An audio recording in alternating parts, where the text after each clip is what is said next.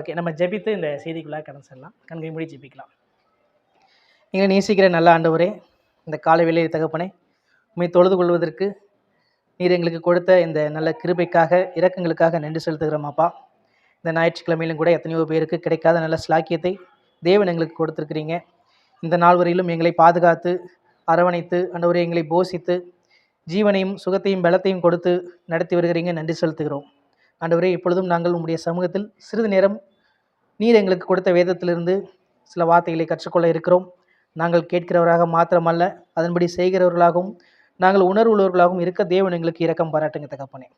ஆண்டவரே, இந்த சிறிது நேரம் உமக்குள்ளாக எங்களை நாங்கள் ஒப்புக் கொடுக்கிறோம். கீழ்ப்படிதல் உள்ள நல்ல இருதயத்தை கொடுங்க.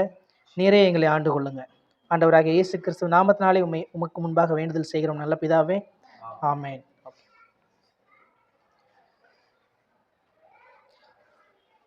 இன்றைய நாளிலும் கூட நம்ம ஒரு சில காரியங்களை குறித்து தியானிக்கலாம். நான் இங்கே அந்த அமர்ந்திருந்த போது சகோதரர் அருமையான ரிங்கல் தோபை கொடுத்து கூறினார்.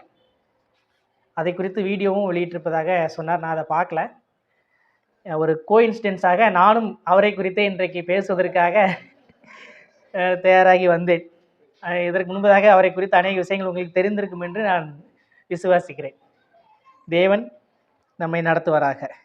ஓகே, இன்றைக்கு நம்முடைய செய்தியின் தலைப்பாக கர்த்தர் நம்மை விடுவிக்கிறவர் என்கிறதை குறித்து ஒரு சில காரியங்களை நாம் தியானிக்கலாம். கர்த்தர் நம்மை விடுவிக்கிறவர், நம்முடைய கடன்களில் இருந்து நம்மை மீட்டு கொண்டவராக இருக்கிறார். அதை குறித்து நாம் தியானிக்கலாம். பொதுவாக கடனை குறித்து நாம் அனைவரும் அறிந்திருப்போம். ஏனென்றால் ஏதோ ஒரு சூழ்நிலையை நாம் அனைவரும் கடன் பட்டவர்களாகவே இருக்கக்கூடிய வாய்ப்புகள் இருக்கிறது, அல்லது இதற்கு முன்பதாக நாம் கடன் பட்டிருந்திருப்போம். இந்த கடன் பார்த்திங்கன்னா ஆக்சுவலாக கடன் வாங்குவது நம்ம வேதத்தை பொறுத்தளவே அது பாவமான காரியம்தான். கடன் வாங்குவது பாவம்தான். ஆனாலும் ஒரு சில வேலைகளிலே தவிர்க்க முடியாத சூழ்நிலைகளிலே நாம் அதற்குள்ளாக தள்ளப்படுவோம். இந்த கடனை குறித்து உலக மக்களே பார்த்திங்கன்னா அவங்க மிகவும் உணர்ந்தவர்களாக எழுதி வைத்திருக்கிறாங்க. இந்த கடனுக்குள்ளாக நீங்கள் செல்ல வேண்டாம் என்று அநேக காரியங்களை சொல்லக்கூடியவராக இருக்கிறாங்க. கம்பர், நம்ம அறிந்திருக்கிறபடி தமிழிலே கம்பர் கூட அவர் சொல்கிறாரு, ஒருவனுக்கு திடீரென்று ஒரு கெட்ட செய்தி வருகிறது, மிகவும் மோசமான ஒரு செய்தி வருகிறது. அந்த செய்தியை கேள்விப்பட்ட அவனுடைய மனநிலைமை எப்படி இருக்கும் அப்படிங்கிறது விவரிப்பதற்கு அவர் எடுத்துக்கொண்ட வாக்கியம் என்ன அப்படின்னு கேட்டால், கடன் பட்டவன் நெஞ்சம் போல கலங்கி நின்றான் அப்படிங்கிற மாதிரி அவர் சொல்கிறார். மிகப்பெரிய ஒரு அதிர்ச்சியான செய்தி வருகிறது. அந்த அதிர்ச்சியான செய்தி எப்படி இருக்குமாமா? கடன் பட்டவனின் நெஞ்சத்தை போல அவனுக்கு இருக்குமாமா. அப்போ கடன் பட்டவரின் ஒவ்வொருவரின் நெஞ்சமும் ஏதோ ஒரு விதத்திலே நாம் என்ன பண்ணுவோம், ஒரு நெருக்கடிக்குள்ளாகவே இருப்போம். இந்த கடனை குறித்து நாம் மிகவும் எச்சரிக்கையாக இருக்க வேண்டும். வேதமும் நம்மை எச்சரிக்கவும் செய்கிறது. அதிலிருந்து வெளிவருவதற்கு நமக்கு பல ஆலோசனைகளும் கொடுக்கக்கூடியதாக இருக்கிறது. கடவுள் நமக்கு உதவி செய்யக்கூடியவராகவும் இருக்கிறார். தொடர்ந்து வேதம் பொருளாதார காரியங்களை மட்டும் நமக்கு கடன் என்று சொல்லவில்லை, மாறாக நம்முடைய பாவத்தையும் என்ன பண்ணுறது, பாவ கடன்கள் என்று தான் சொல்லக்கூடியதாக இருக்கிறது. அதை குறித்து நாம் தியானிக்கலாம். அருமையான சகோதரர் சொன்னது போல் அந்த ரிங்கல் தோபே அவருடைய வாழ்க்கை வரலாற்றை நான் கடந்த நாட்களிலே படித்தேன். இப்போ கூட குயிஸ் எடுப்பதற்கு அடுத்து யார் எடுக்கிறாங்க அப்படின்னு கேட்டாங்க. எல்லாருமே தயக்கத்தில் இருந்தீங்க. ஏன்னு கேட்டால் குயிஸ் எழுதுகிறவங்கள கூட எடுக்கிறவங்க தான் என்ன பண்ணணும், நல்லா படிக்கணும், அதிக நேரம் செலவு பண்ணணும். நீங்கள் அட்டன் பண்ண வரவங்க ஒரு முறை வாசிச்சுட்டு வந்துடலாம், ஆனால் கேள்விகள் எடுப்பது சிரமம். ஒரு முறை வாசித்தால் கேள்விகளை எடுக்க முடியாது. திரும்ப திரும்ப நீங்கள் வேதத்தை நன்றாக வாசிக்க வேண்டும், அதை புரிந்து கொள்ள வேண்டும் என்றால், வேதத்தை மாத்திரமல்ல எந்த ஒரு காரியத்தையும் நீங்கள் நன்றாக புரிந்து கொள்ள வேண்டும் என்றால் அதிலிருந்து படித்து கேள்விகளை எடுக்க நாம் கற்றுக்கொள்ள வேண்டும். கேள்விகளை எடுத்தோமே என்றால் நாம் அழகாக அதை புரிந்து கொள்ளக்கூடியவர்களாக இருப்போம். ஆனால் நீங்கள் எல்லாருக்கும் வாய்ப்பு கொடுக்குறீங்கன்னு நினைக்கிறேன் ஒவ்வொரு வாரமும். அது மிகவும் நல்ல ஒரு செயல். ஏன்னா எல்லாருமே எடுக்கும் பொழுது, படிக்கும்போது, அட்டன் பண்ணும்போது நம்ம அந்த வேதத்தை கற்றுக்கொள்வதை விட கேள்விகளை எடுக்கும்போது இன்னும் அதிகமாக நீங்கள் கற்றுக்கொள்ளலாம். ஆக தாராளமாக நீங்கள் ஒவ்வொரு வாரமும் மாற்றி அந்த கேள்விகளை எடுங்க. கடவுள் நம்மோடு கூட இருப்பாராக. ஓகே, தொடர்ந்து இந்த கடனை குறித்து நம்ம பார்க்கும் பொழுது, இந்த கடன் மிகவும் மற்ற எல்லா பாவத்திலிருந்தும் நாம் உடனடியாக விடுதலை பெற்று வர முடியும். கடவுளிடத்தை மன்னிப்பை பெற்றுக்கொண்டு விடுதலை பெற்றுக்கொண்டு நாம் வர முடியும். ஆனால் இந்த கடன் சுமை, அந்த பாவம் மாத்திரம் சற்று வித்தியாசமானது. கடன் வாங்கிவிட்டேன், கடவுளே என்னை மன்னித்துருங்க அப்படின்னு சொல்லிட்டு போய் சொல்லிட்டோம்னா கடவுள் மன்னிச்சிடுவார். ஆனால் கடன் கொடுத்தவங்க மன்னிக்க மாட்டாங்க. அவங்க என்ன பண்ணுவாங்க, அவங்ககிட்ட போய் கேட்க முடியுமா? என்னை மன்னிச்சிடுங்க அப்படின்னு சொன்னா உடனே விட்டுருவாங்களா? அவங்க விட மாட்டாங்க. அது மிகவும் நெருக்கடியான ஒரு சூழ்நிலை. ஆக நம்ம வந்து முடிந்த அளவுக்கு அந்த காரியங்களிலே ஈடுபடாமல் இருப்போம். அதேபோல இந்த ரிங்கல் துபே அவர் இந்தியாவிற்கு வந்த காலகட்டம் என்னன்னு பார்த்தீங்கன்னா, 1800வது வருஷங்கள்ல அவர் இங்க வருகிறார். 1806ல அவர் வருகிறார். அவர் பார்த்தீங்கன்னா, கன்னியாகுமரி, அந்த நாகர்கோவில், இந்த திருவனந்தபுரம், திருவிதாங்கூர் சமஸ்தானம் அந்த இடங்களிலே வந்து பார்த்தீங்கன்னா, அவர் கர்த்தருடைய ஊழியத்திற்கென்று மிஷனரியாக வருகிறார். இந்த கிறிஸ்தவத்திலே பார்த்தீங்கன்னா, மற்றவர்களுக்கு கடவுளை குறித்து அறிவிப்பதற்கு மிஷனரிகள் வந்து அவங்க வந்து அவர்களுடைய வாழ்ந்த தேசத்தை விட்டு, வாழ்ந்த இடங்களை விட்டு வருகிறாங்க. பல மிஷனரி ஸ்தாபனங்கள் பார்த்தீங்கன்னா, அவர்களை வந்து அதற்காக பயிற்றுவித்து அனுப்புகிறது. அதை போன்ற மிஷனரிகள் பல இடங்களுக்கும் செல்லவில்லை என்றால், இன்று அநேகர் நாமே என்ன பண்ணுவோம், கடவுளை குறித்து சரியாக அறிந்து கொள்ள முடியாத நிலைமையில தான் இருந்திருப்போம். நம்ம இன்றைக்கு நினைத்து பார்ப்போம், நம்ம கடவுள் மேல் பக்தி வைராக்கியம் உடையவர்கள் தான். ஆனால் நம்ம இன்றைக்கு ஒரு மிஷனரியாக ஒரு இடத்துக்கு செல்வோமா? ஒரு மொழி தெரியாத, ஒரு கலாச்சாரம் தெரியாத, நம்ம மிகவும் ஒரு தூரமான இடங்களுக்கு, அவங்க எப்படி இருப்பாங்கன்னே ஒரு ஐடியா இல்லாத ஒரு இடங்களுக்கு நம்மால் செல்ல முடியுமான்னு கேட்டால் செல்ல முடியாது. ஆனால் இன்றைக்கு இருக்கக்கூடிய வசதிகள் அநேகம். நம்ம எந்த நேரத்தில் நம்முடைய குடும்பத்தினரோடு தொடர்பு கொள்ள முடியும், நம்ம நண்பர்களோடு தொடர்பு கொள்ள முடியும், அவர்களை முகம் பார்த்து பேச முடியும். ஆக இப்படிப்பட்ட தொடர்புகள் இருந்தாலும் நாம் இருக்கக்கூடிய இடத்தை விட்டு இன்னொரு இடத்துக்கு செல்வதற்கு நமக்கு பல தயக்கங்கள் உண்டு. ஆனால் அந்த மிஷனரிகள் பார்த்தீங்கன்னா, அவர்கள் வாழ்ந்த தேசத்தை விட்டு, அவர்களுடைய உறவினர்களை விட்டு, குடும்பத்தை விட்டு கூட அநேகர் என்ன பண்ணுறாங்க, அப்படியே ஒரு அறியாத தேசத்துக்கு வர்றாங்க. காரணம் ஒன்றே ஒன்று தான், தான் அறிந்து கொண்ட கடவுளை அவர்களுக்கும் அறிவிக்க வேண்டும், அவர்களையும் கடவுளுக்குள்ளாக நடத்த வேண்டும் என்று ஒரு வைராக்கிய வாஞ்சை. அந்த வாஞ்சையெல்லாம் நமக்கு நினைத்து பார்க்க முடியாது. அந்த அளவுக்கு வந்து அவர்கள் தங்களை ஒப்பு கொடுத்து அந்த இடத்துல வர்றாங்க. அவர் வந்து ஜெர்மனியில் பிறந்த ஒரு நபர், இங்கிலாந்தில் மிஷனரி சபையில் அவர் ஐக்கியப்பட்டிருக்கிறார். அங்கிருந்து அவரை இந்தியாவுக்கு அனுப்புகிறாங்க. அவர் இந்தியாவுக்கு வருகிறார். அவர் இந்தியாவுக்கு வந்து அந்த பகுதியில் அவர் ஊழியத்தை ஆரம்பிக்கும் பொழுது, அங்குள்ள மக்களுடைய நிலைமையை பார்க்கும் பொழுது மிகவும் ஒரு பரிதபிக்கப்படக்கூடிய ஒரு நிலைமையாக இருக்கிறது. அந்த ஜாதிய ஏற்றத்தாழ்வுகள், பொருளாதார ஏற்றத்தாழ்வுகள்லாம் மிகவும் மிகுந்த ஒரு காலகட்டம் அந்த காலகட்டம். இப்பொழுதே அநேக ஜாதிய ஏற்றத்தாழ்வுகள் நம்முடைய காலத்திலே இருக்கிறது. இவ்வளவு சட்டங்கள் இருந்தும், இவ்வளவு அரசு இவ்வளவு ஒரு சப்போர்ட் பண்ணியும் பார்த்தீங்கன்னா, அந்த அளவுக்கு ஒரு மோசமான சூழ்நிலை இருக்கும் பொழுது, 200 ஆண்டுகளுக்கு முன்பதாக உள்ள நிலைமையை நம்ம யோசிச்சே பார்க்க முடியாது. அவங்களுக்கு ஒரு அந்த அந்த மன்னராட்சி இருக்கும் பொழுது, மன்னர் நினைத்தால் என்ன வேண்டாலும் செய்யலாம். இன்னைக்கு அந்த ஆட்சி இல்லை. இன்னைக்கு சட்டத்தின்படியான ஆட்சி இருக்கிறது. இப்பொழுதே அநேக சம்பவங்கள் நடக்கிற சூழ்நிலை, அன்றைக்குள்ள நிலைமையை யோசிச்சு பாருங்க. அடிமைகளை எப்படியாக நடத்தி இருப்பாங்க, அடிமை வாழ்க்கை முறை எப்படி இருந்திருக்கும், ஒருவருக்கு ஒரு கடனை கொடுத்து விட்டு அவரை திரும்ப செலுத்த முடியவில்லை, அவருடைய மொத்த குடும்பத்தையுமே என்ன பண்ணிடுவாங்க, அவர்கள் அடிமையாக மாட்டிக்கொண்டுவாங்க. அவர்களுடைய பண்ணையில தான் வேலை செய்யணும். ஒருவர் வாங்கின கடனுக்கு அவருடைய முழு குடும்பமும் என்ன பண்ணும், அடிமையாக இருக்கும். அவர்கள் கொடுத்து தீர்க்க முடியாத அளவுக்கு அவர்களிடத்துல வட்டியை போடுவாங்க. இப்போ நம்ம வாங்குற வட்டியெல்லாம் பார்த்தீங்கன்னா ஒரு 10% வாங்குவோம் இயருக்கு. ஆனால் அவங்க என்ன பண்ணுவாங்க, 100லேருந்து 300 வரை கூட வாங்குவாங்க. அந்த அளவுக்கு அவங்களால கொடுத்தே தீர்க்க முடியாத அளவுக்கு வட்டியை வசூல் செய்வாங்க. என்ன காரணம், என்றென்றைக்கும் அவர்களை அடிமையாக பயன்படுத்த வேண்டும் என்ற காரணம். அவர்களிடத்து முழுமையாக உழைப்பை சுரண்டுவார்கள். இப்படிப்பட்ட ஒரு நிலைமையில தான் அந்த மக்கள் இருந்தாங்க. அவர் வர்றாரு, ரிங்கல் தோபே வர்றாரு, வந்து அவருடைய நிலைமையை பார்க்கிறாரு. ஒவ்வொரு கிராமங்களுக்கும் ஊழியங்களுக்காக செல்றாரு. அங்கே போகும்போது ஒவ்வொரு கிராமத்துலேயும் ஒரு சுவர் இருக்குதாமா. அந்த சுவரிலே அந்த ஊரிலே கடன் பட்டவர்களுடைய பெயர்கள் எல்லாம் எழுதப்பட்டிருக்கிறது. இந்த நபர் இவ்வளவு கடன் வாங்கியிருக்கிறார், இந்த நபர் இவரிடம் இவ்வளவு கடன் பட்டிருக்கிறார் அப்படின்னு சொல்லிட்டு, அது வந்து ஒரு கடன் சுவர். அதுக்கு பேரே வந்து கடன் சுவர். நான் வேற எங்கேயும் நடக்கல, நம்முடைய தமிழ்நாட்டில் தான் இது நடந்திருக்கிறது. கடன் சுவர் என்றே ஒவ்வொரு ஊரிலும் இருக்குமா. அந்த சுவர் வந்து அந்த பேரை எழுதப்பட்டவங்களுக்கு அது எவ்வளோ ஒரு அவமானகரமான ஒரு காரியமாக இருந்திருக்கும். அப்படி அவர் ஊர்களில் சென்று பார்க்கும் பொழுது அந்த கடன் சுவரை பார்க்கிறார். இவர் அதனால மிகவும் வேதனை அடைகிறார். இந்த அளவுக்கு மக்கள் அடிமையாக இருக்கிறாங்களே, கடன் பட்டவர்கள், கடன் கொடுத்தவர்கள் இவர்களை இந்த அளவுக்கு அடக்குமுறையிலே அவர்கள் நடத்துகிறார்களே என்று மனதுருகுகிறார். இவரும் பார்த்தீங்கன்னா பெரிய செல்வந்தர் கிடையாது, இவர் நிறைய வெல்த்தியான ஒரு நபர் கிடையாது. ஆனாலும் அவர் மனதுருகி அங்கே இங்கிலாந்தில் உள்ளவர்களிடத்தை பேசி அவர்கள் மூலமாக நிதியை திரட்டுகிறார். நிதியை திரட்டி இங்குள்ளவர்களின் கடனை என்ன பண்ணுறாரு, அடைக்கிறார். கடனை அடைத்து அவர் இவர்களை கடனிலிருந்து காப்பாற்றுகிறார். அதோடு பொருளாதார காரியங்களை உதவி செய்ததாக மாத்திரமல்ல, கல்வி அறிவு கிடையாது. அந்த காலத்தில் கல்வி அறிவு கிடையாது. நன்றாக அரச குடும்பத்தினர், இன்னுமாக செல்வந்தர்கள், உயர்நிலையில் இருக்கக்கூடியவர்கள் மட்டுமே கல்வியை கற்கக்கூடிய ஒரு சூழ்நிலை. ஆனால் இவர் என்ன பண்ணுறாரு, ஏழைகளுக்கு, இல்லாதவர்களுக்கு கல்வியை கொடுக்கிறார். கல்வியை கொடுத்து இவர் வந்து ஊழியம் செய்து வெறும் 10 ஆண்டுகள் மாத்திரம்தான். 1806 வராரு, 16 இவருக்கு உடம்பு சரியில்லாமல் போயிடுது, திரும்ப போயிடுறாரு. போகிற வழியிலே அவர் மரித்து போகிறார் என்று கூட நமக்கு கேள்விப்படுகிறோம். 10 ஆண்டுகளில் இவ்வளவு மகத்தான காரியங்களை செய்கிறார். இங்கே வந்து அவர் வந்து ஒரு ஸ்தாபனத்தை அடிக்கல் நாட்டுவது போல ஆரம்பித்து செல்கிறார். அதற்கு பின்பதாக இவருடைய அடிச்சுவட்டை பின்பற்றி தான் பல மிஷினரிகள் வந்து இவர் விட்ட இடத்திலிருந்து ஏன்னா இவர் ஒரு நல்ல ஒரு நேம் கிரியேட் பண்ணிட்டு அநேகருக்கு உதவி செய்து இவரை ஒரு கடவுளின் தூதுவர்களாக மக்கள் பார்க்கக்கூடிய அளவுக்கு இவர் ஒரு காரியங்களை செய்துவிட்டு போகிறார். இவருக்கு பின்னால் வரக்கூடியவர்கள் இவர் விட்ட இடத்திலிருந்து அந்த ஊழியத்தை தொடர்வதற்கு அது மிகுந்த பிரயோஜனமாக இருக்கிறது.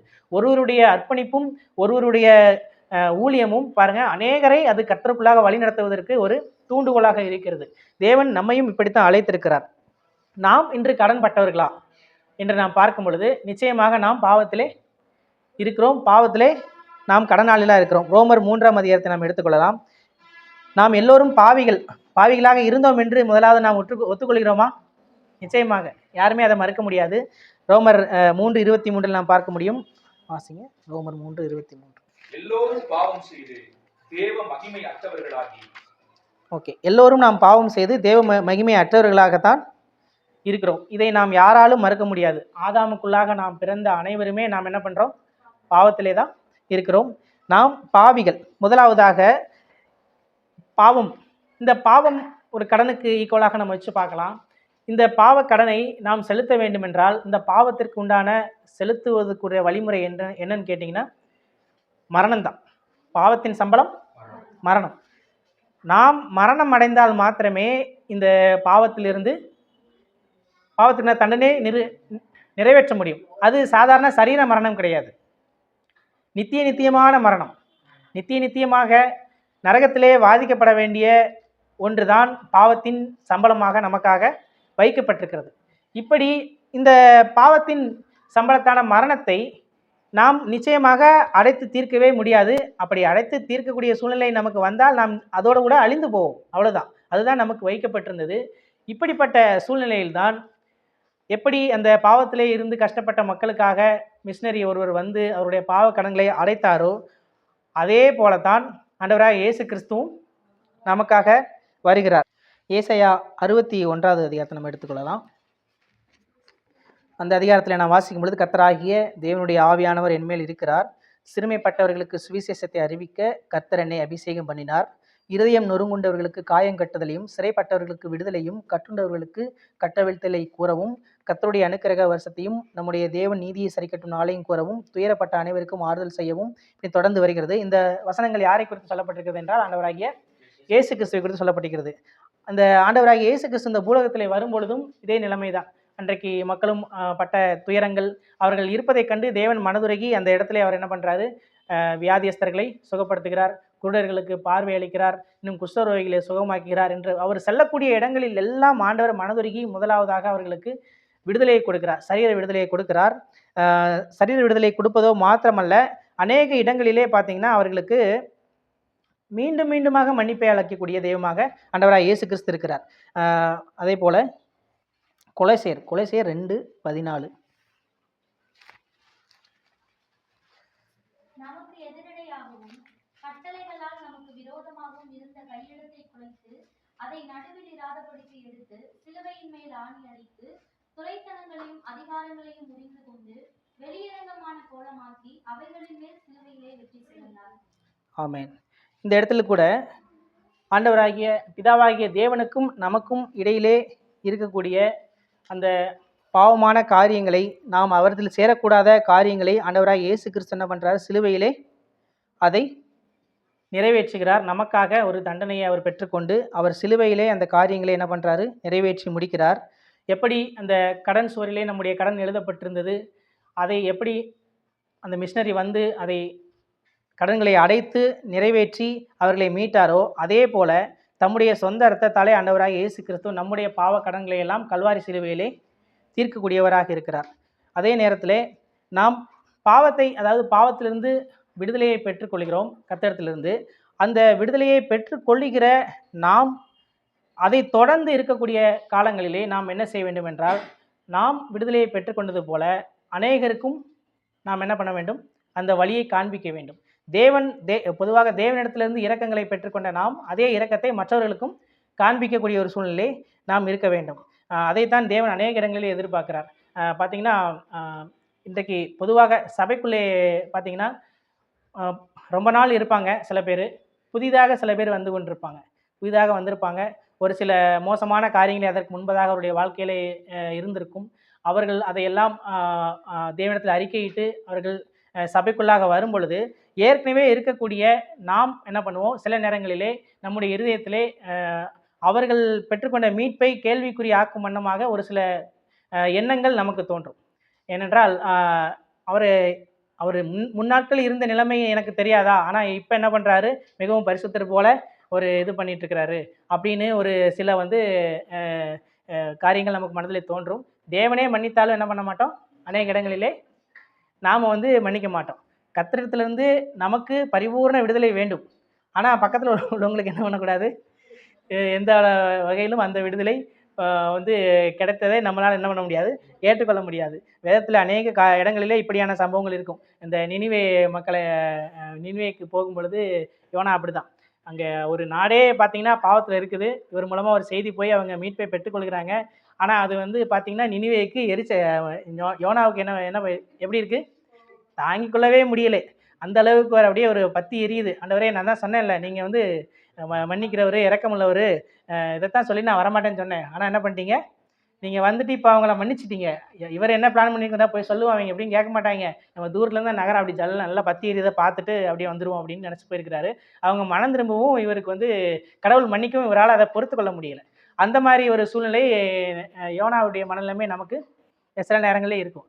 ஆண்டவராக இயேசு கிறிஸ்து அநேக அற்புதங்களை செய்த காரியங்களிலும் ஒரு சில காரியங்களிலும் பக்கத்தில் இருந்தவங்க அப்படி தான் நினச்சிட்டு இருந்தாங்க. பார்த்தீங்கன்னா, அந்த பாவியான ஸ்திரீ வர்றா, அவள் வந்து தன்னுடைய பாவத்தை உணர்ந்து பார்த்தீங்கன்னா, அவள் பரிமள தைலத்தை ஆண்டவருடைய பாதத்தில் ஊற்றி தலைமுடியாக அதை துடைத்து கழுவும் பொழுது, பக்கத்தில் இருக்கவங்க என்ன பண்ணுறாங்க, இவர் பாவியான ஸ்திரீ வந்து கால கழுவ எப்படி அனுமதிக்கலாம் அப்படிங்கிற மாதிரி கேட்குறாங்க. மற்றவர்களால் அதை என்ன பண்ண புரிந்து கொள்ள முடியாது. நம்முடைய சபைக்கும் சிலர் அந்த மாதிரி முற்காலத்திலே பாவத்தை செய்யக்கூடியவர்கள் பின்னாடிலே மனம் திரும்பி வரும் பொழுது, கடவுள் அவர்களை எப்படி ஏற்றுக்கொண்டாரோ, அதற்கு முன்பாக நாமும் அப்படி தான் வந்திருப்போம். அவர் நம்மை எப்படி ஏற்றுக்கொண்டாரோ அதே போல தான் அவரை ஏற்றுக்கொண்டிருப்பார் என்று நாம் விசுவாசித்து எந்த வகையிலும் மற்றவர்களுக்கு இடையூறு இல்லாமல் நாம் செயல்பட வேண்டும். தேவன் இதை குறித்து மிகுந்த ஒரு கரிசனை உள்ளவராக இருக்கிறார். நம்மை எச்சரிக்கக்கூடியவராகவும் இருக்கிறார். இந்த 2 குமாரர்கள் ஊமை, நமக்கு மூத்த குமாரன் இளையகுமாரன் ஊமையிலையும் அதே மாதிரி தான். இளையகுமாரன் போய் அனைத்தையும் இழந்துவிட்டு திரும்ப வரும் பொழுது இளையகுமாரனை தகப்பன் ஏற்றுக்கொள்கிறார். ஆனால் அதை மூத்த குமாரனால் என்ன பண்ண முடியல, பொறுத்து கொள்ள முடியவில்லை. முந்தினோர் பிந்தினோராக மாறுவாங்க. அந்த மாதிரி ஒரு சூழ்நிலைக்குள்ளாக நம்ம என்ன பண்ணக்கூடாது, போயிடக்கூடாது. தேவன் அவர்களுடைய பாவ கடன்களை மன்னித்திருக்க நாம் அதை எழுதி வச்சுக்கிட்டே பின்னாடியே போகக்கூடாது. அதை நம்ம மனதிலே நாம் வைத்துக்கொள்ள வேண்டும். கடவுள் நமக்கு மீட்பளிக்கும் போதே வந்து பார்த்திங்கன்னா அந்த வகையில் தான் அளிக்கிறாரு. இந்த ஒரு கொஞ்சம் கடன், அதாவது ஒரு எஜமானர் வந்து தன்னுடைய ஊழியக்காரர்களுக்கு கடன்களை மன்னிக்கிறார். மன்னிக்கும் பொழுது இவனுக்கு வந்து பெரிய தொகையை மன்னித்திருக்க, அவனிடத்துல கடன் பெற்றிருந்த சிறிய கடன் பெற்றிருந்தவன் என்ன பண்ணுறான், பிடிச்சி நெருக்கடி கொடுக்குறான். அப்போ இந்த மாதிரி காரியங்கள் தேவனுக்கு எரிச்சலை உண்டு பண்ணக்கூடிய ஒரு சூழ்நிலையாக இருக்கும். நாம் தேவனுக்குள்ளே இருக்கிறோம் என்று நினைத்து கொண்டு இப்படியான தவறுகளை நாம் செய்தால், மற்றவர்களை நாம் அற்பமாகவோ ஏதோ ஒரு எண்ணினால் அதற்கு நாம் முழு பொறுப்பாளிகளாக மாறக்கூடிய ஒரு சூழ்நிலை நாம் இருப்போம். தேவன் இப்படிப்பட்ட காரியங்களோடு நம்மை இடைபடுகிறார். இன்னொரு விஷயம், நம்ம இந்த பாவத்தில் இருந்து விடுதலை பெற்றுக்கொண்டோம். தொடர்ந்து பாவத்தை நாம் செய்யாமல் இருக்க வேண்டும். அல்லது பொதுவாக தேவன் பாவத்திலிருந்து விடுதலை கொடுத்து நம்மை வைக்கும் பொழுது தொடர்ந்து அப்படியான பாவங்களில் நாம் ஈடுபடக்கூடாது. அவர் விடுதலை தான் கொடுக்கிறார். நம்ம என்ன பண்ணுறோம், ஒவ்வொரு டைமே மன்னிப்பை பெற்றுக்கொண்டு வருகிறோம், திரும்ப அதே பாவத்திலே விழக்கூடியவர்களாக இருக்கிறோம். இப்படி நாம் அடுத்தடுத்து பாவத்திலே விழாமல் இருப்பதற்கு நமக்கு ஒரே ஒரு காரியம்தான் இருக்கிறது. நாம் கர்த்தரை குறித்து முழுமையாக அறிய வேண்டும். அவர் யார், அவர் நம்மை எப்படி அறிந்திருக்கிறார் என்பதை நாம் அறிந்து அதிலே ஒவ்வொரு நாளும் அவரை குறித்து அறிந்து கொள்ளதான் நாம் நம்முடைய வழிகளை என்ன பண்ணுவோம், செம்மைப்படுத்தி கொண்டே இருப்போம். சங்கீதம் 139 நம்ம எடுத்துக்கொள்வோம். தேவன் நம்மை எவ்வளமாக அவர் அறிந்திருக்கிறார் என்று அந்த அதிகாரத்திலே நம்ம விளக்கமாக விலாவாரியாக நம்ம பார்க்க முடியும். கர்த்தர் நம்ம இந்த உணர்வு மட்டும், இந்த அதிகாரம் மட்டும் நீங்கள் வீட்டில் போய் நீங்கள் பலமுறை வாசிங்க. இதை நம்முடைய குழந்தைகளுக்கு மனப்பாட வசனமாக இந்த வயதிலே சொல்லிக் கொடுங்க. இந்த அதிகாரம் முழுமையாகவே நீங்கள் சொல்லி கொடுக்க இந்த உணர்வு அவர்களை பிற்காலத்திலே மிகப்பெரிய பாவங்களிலிருந்து தற்காக்கக்கூடிய ஒரு அதிகாரமாக இருக்கிறது. ஏனென்றால் தேவன் நம்மை எந்த அளவுக்கு அறிந்து வைத்திருக்கிறார் என்பதை நாம் அறிந்து கொண்டால்தான் நாம் அதே சிந்தனையோடு எப்போவுமே அந்த சிந்தனை இருக்கும். ஒரு பாவம் நம்ம செய்ய போகிறோம் அப்படின்னா யாருமே பார்க்கல அப்படின்னு தான் அநேக நேரத்தில் அந்த பாவத்தில் நம்ம செய்வோம், அதுதான் உட்காருவோம். ஆனால் இந்த அதிகாரத்தை நம்ம குழந்தைங்களுக்கு மனப்பாடமாக சொல்லிக் கொடுப்போம். நம்ம இதை தியானிக்கும் பொழுது நம்ம யாருமே பார்க்கங்க, நம்மளை பார்க்கவில்லை அப்படிங்கிற எண்ணம் நமக்கு எந்த சூழ்நிலையும் வராது. இதில் இந்த வசனங்களை பார்க்குவோம். தாவீது பார்த்தீங்கன்னா அந்த அளவுக்கு தேவனை அறிந்து, நமக்கு இந்த தாவீது வாழ்ந்த காலத்துக்கும் நமக்கும் கிட்டத்தட்ட 3000 வருஷங்கள் டிஃப்ரென்ஸ் இருக்குது. 3000 வருஷங்களில் பார்த்தீங்கன்னா இந்த மாதிரி எல்லார் கையிலையும் அந்த நாளில் என்ன கிடையாது, வேத புஸ்தகம் கிடையாது. அவரவர் மொழியிலையும் வேத புஸ்தகம் கிடையாது. அங்கங்கே சபை கூடும் பொழுது ஒருவர் சுருளை எடுத்து படிப்பாங்க. அப்போ தான் மக்கள் கர்த்தருடைய வார்த்தையை என்ன பண்ணுவாங்க, கற்றுக்கொள்ள முடியும். இந்த மாதிரி வேத புஸ்தகம் நான் அன்றைக்கு அவர்களுக்கு கையில் கிடையாது. ஆனால் நமக்கு இன்னைக்கு இருக்குது. அது போக வேத புஸ்தகம் இருந்தால் நம்ம என்ன பண்ண மாட்டோம், வாசிக்க மாட்டோம். சபைக்கு வரும்பொழுது நமக்காக ஒருவர் வாரம் என்ன பண்ணுறாரு, அதை செய்தியாக எடுத்து நம்மோடு கூட இடைபடுகிறார், கர்த்தருடைய வார்த்தையை நமக்கு புரிய வைக்கிறார். அப்படி மாத்திரம் நமக்கு ஆப்ஷன் இருக்கா? நம்முடைய செல்ஃபோன் கையில் எடுத்தோம்னா, நீங்கள் யூடியூப் எடுத்துட்டிங்கன்னா இன்றைக்கி பிரசங்கங்கள் குமிஞ்சு கிடக்குது. அநேக தவறான போதனைகள் தான் இருக்குது. சகோதரர் சொன்ன மாதிரி அநேக தவறான போதைகள் நிறைய இருக்குது. ஆனாலும் அதிலே அதன் ஊடாக என்ன பண்ணுறாரு, நல்ல பிரசங்கியாளர் போதனைகளும் இருக்கிறது. தேவன் எப்பொழுதுமே பார்த்தீங்கன்னா எந்த ஒரு விஷயமும் ஈஸியாக கிடச்சிட்டா அதோட என்ன பண்ணுறது அருமை தெரியாது. ஒரு மண் இருக்கும், மண் இருக்கும். அந்த மண்ணுக்குள்ளே தான் ஒரே ஒரு சின்ன துகள் தங்கம் இருக்கும்.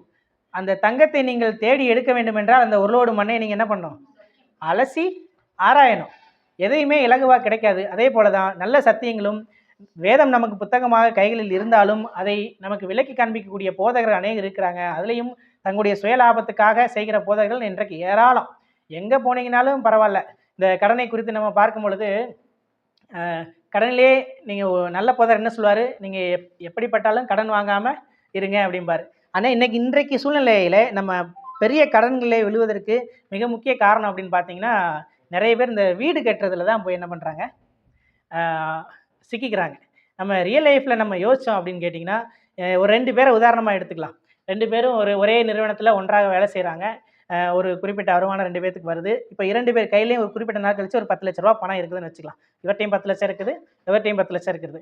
ஒருத்தர் என்ன பண்ணுறாரு, வீட்டில் பெண்கள் தான் சொந்த வீடுக்காக அதிகமாக ப்ரெஷர் போடுவாங்க. ஏன்னா அவங்க அது ஒரு இயல்பாகவே அந்த மாதிரி ஒரு சூழ்நிலையே ஆயிடுச்சு. இருந்தாலும் நம்ம கூட வேலைக்கு போயிட்டு வெளியில் வருமானம் அவங்க எப்பயுமே அந்த வீட்டில் இருப்பாங்க. அவர்கள் சொந்த வீட்டின் அருமை அதிகமாக தெரியும். ஏன்னா ஹவுஸ் ஓனர்ஸ்லாம் அவ்வளோ ஒரு சில பாடுகளை படுத்துவாங்க. பார்த்தீங்கன்னா ஒரே நல்ல காம்பவுண்டாக இருக்கும்.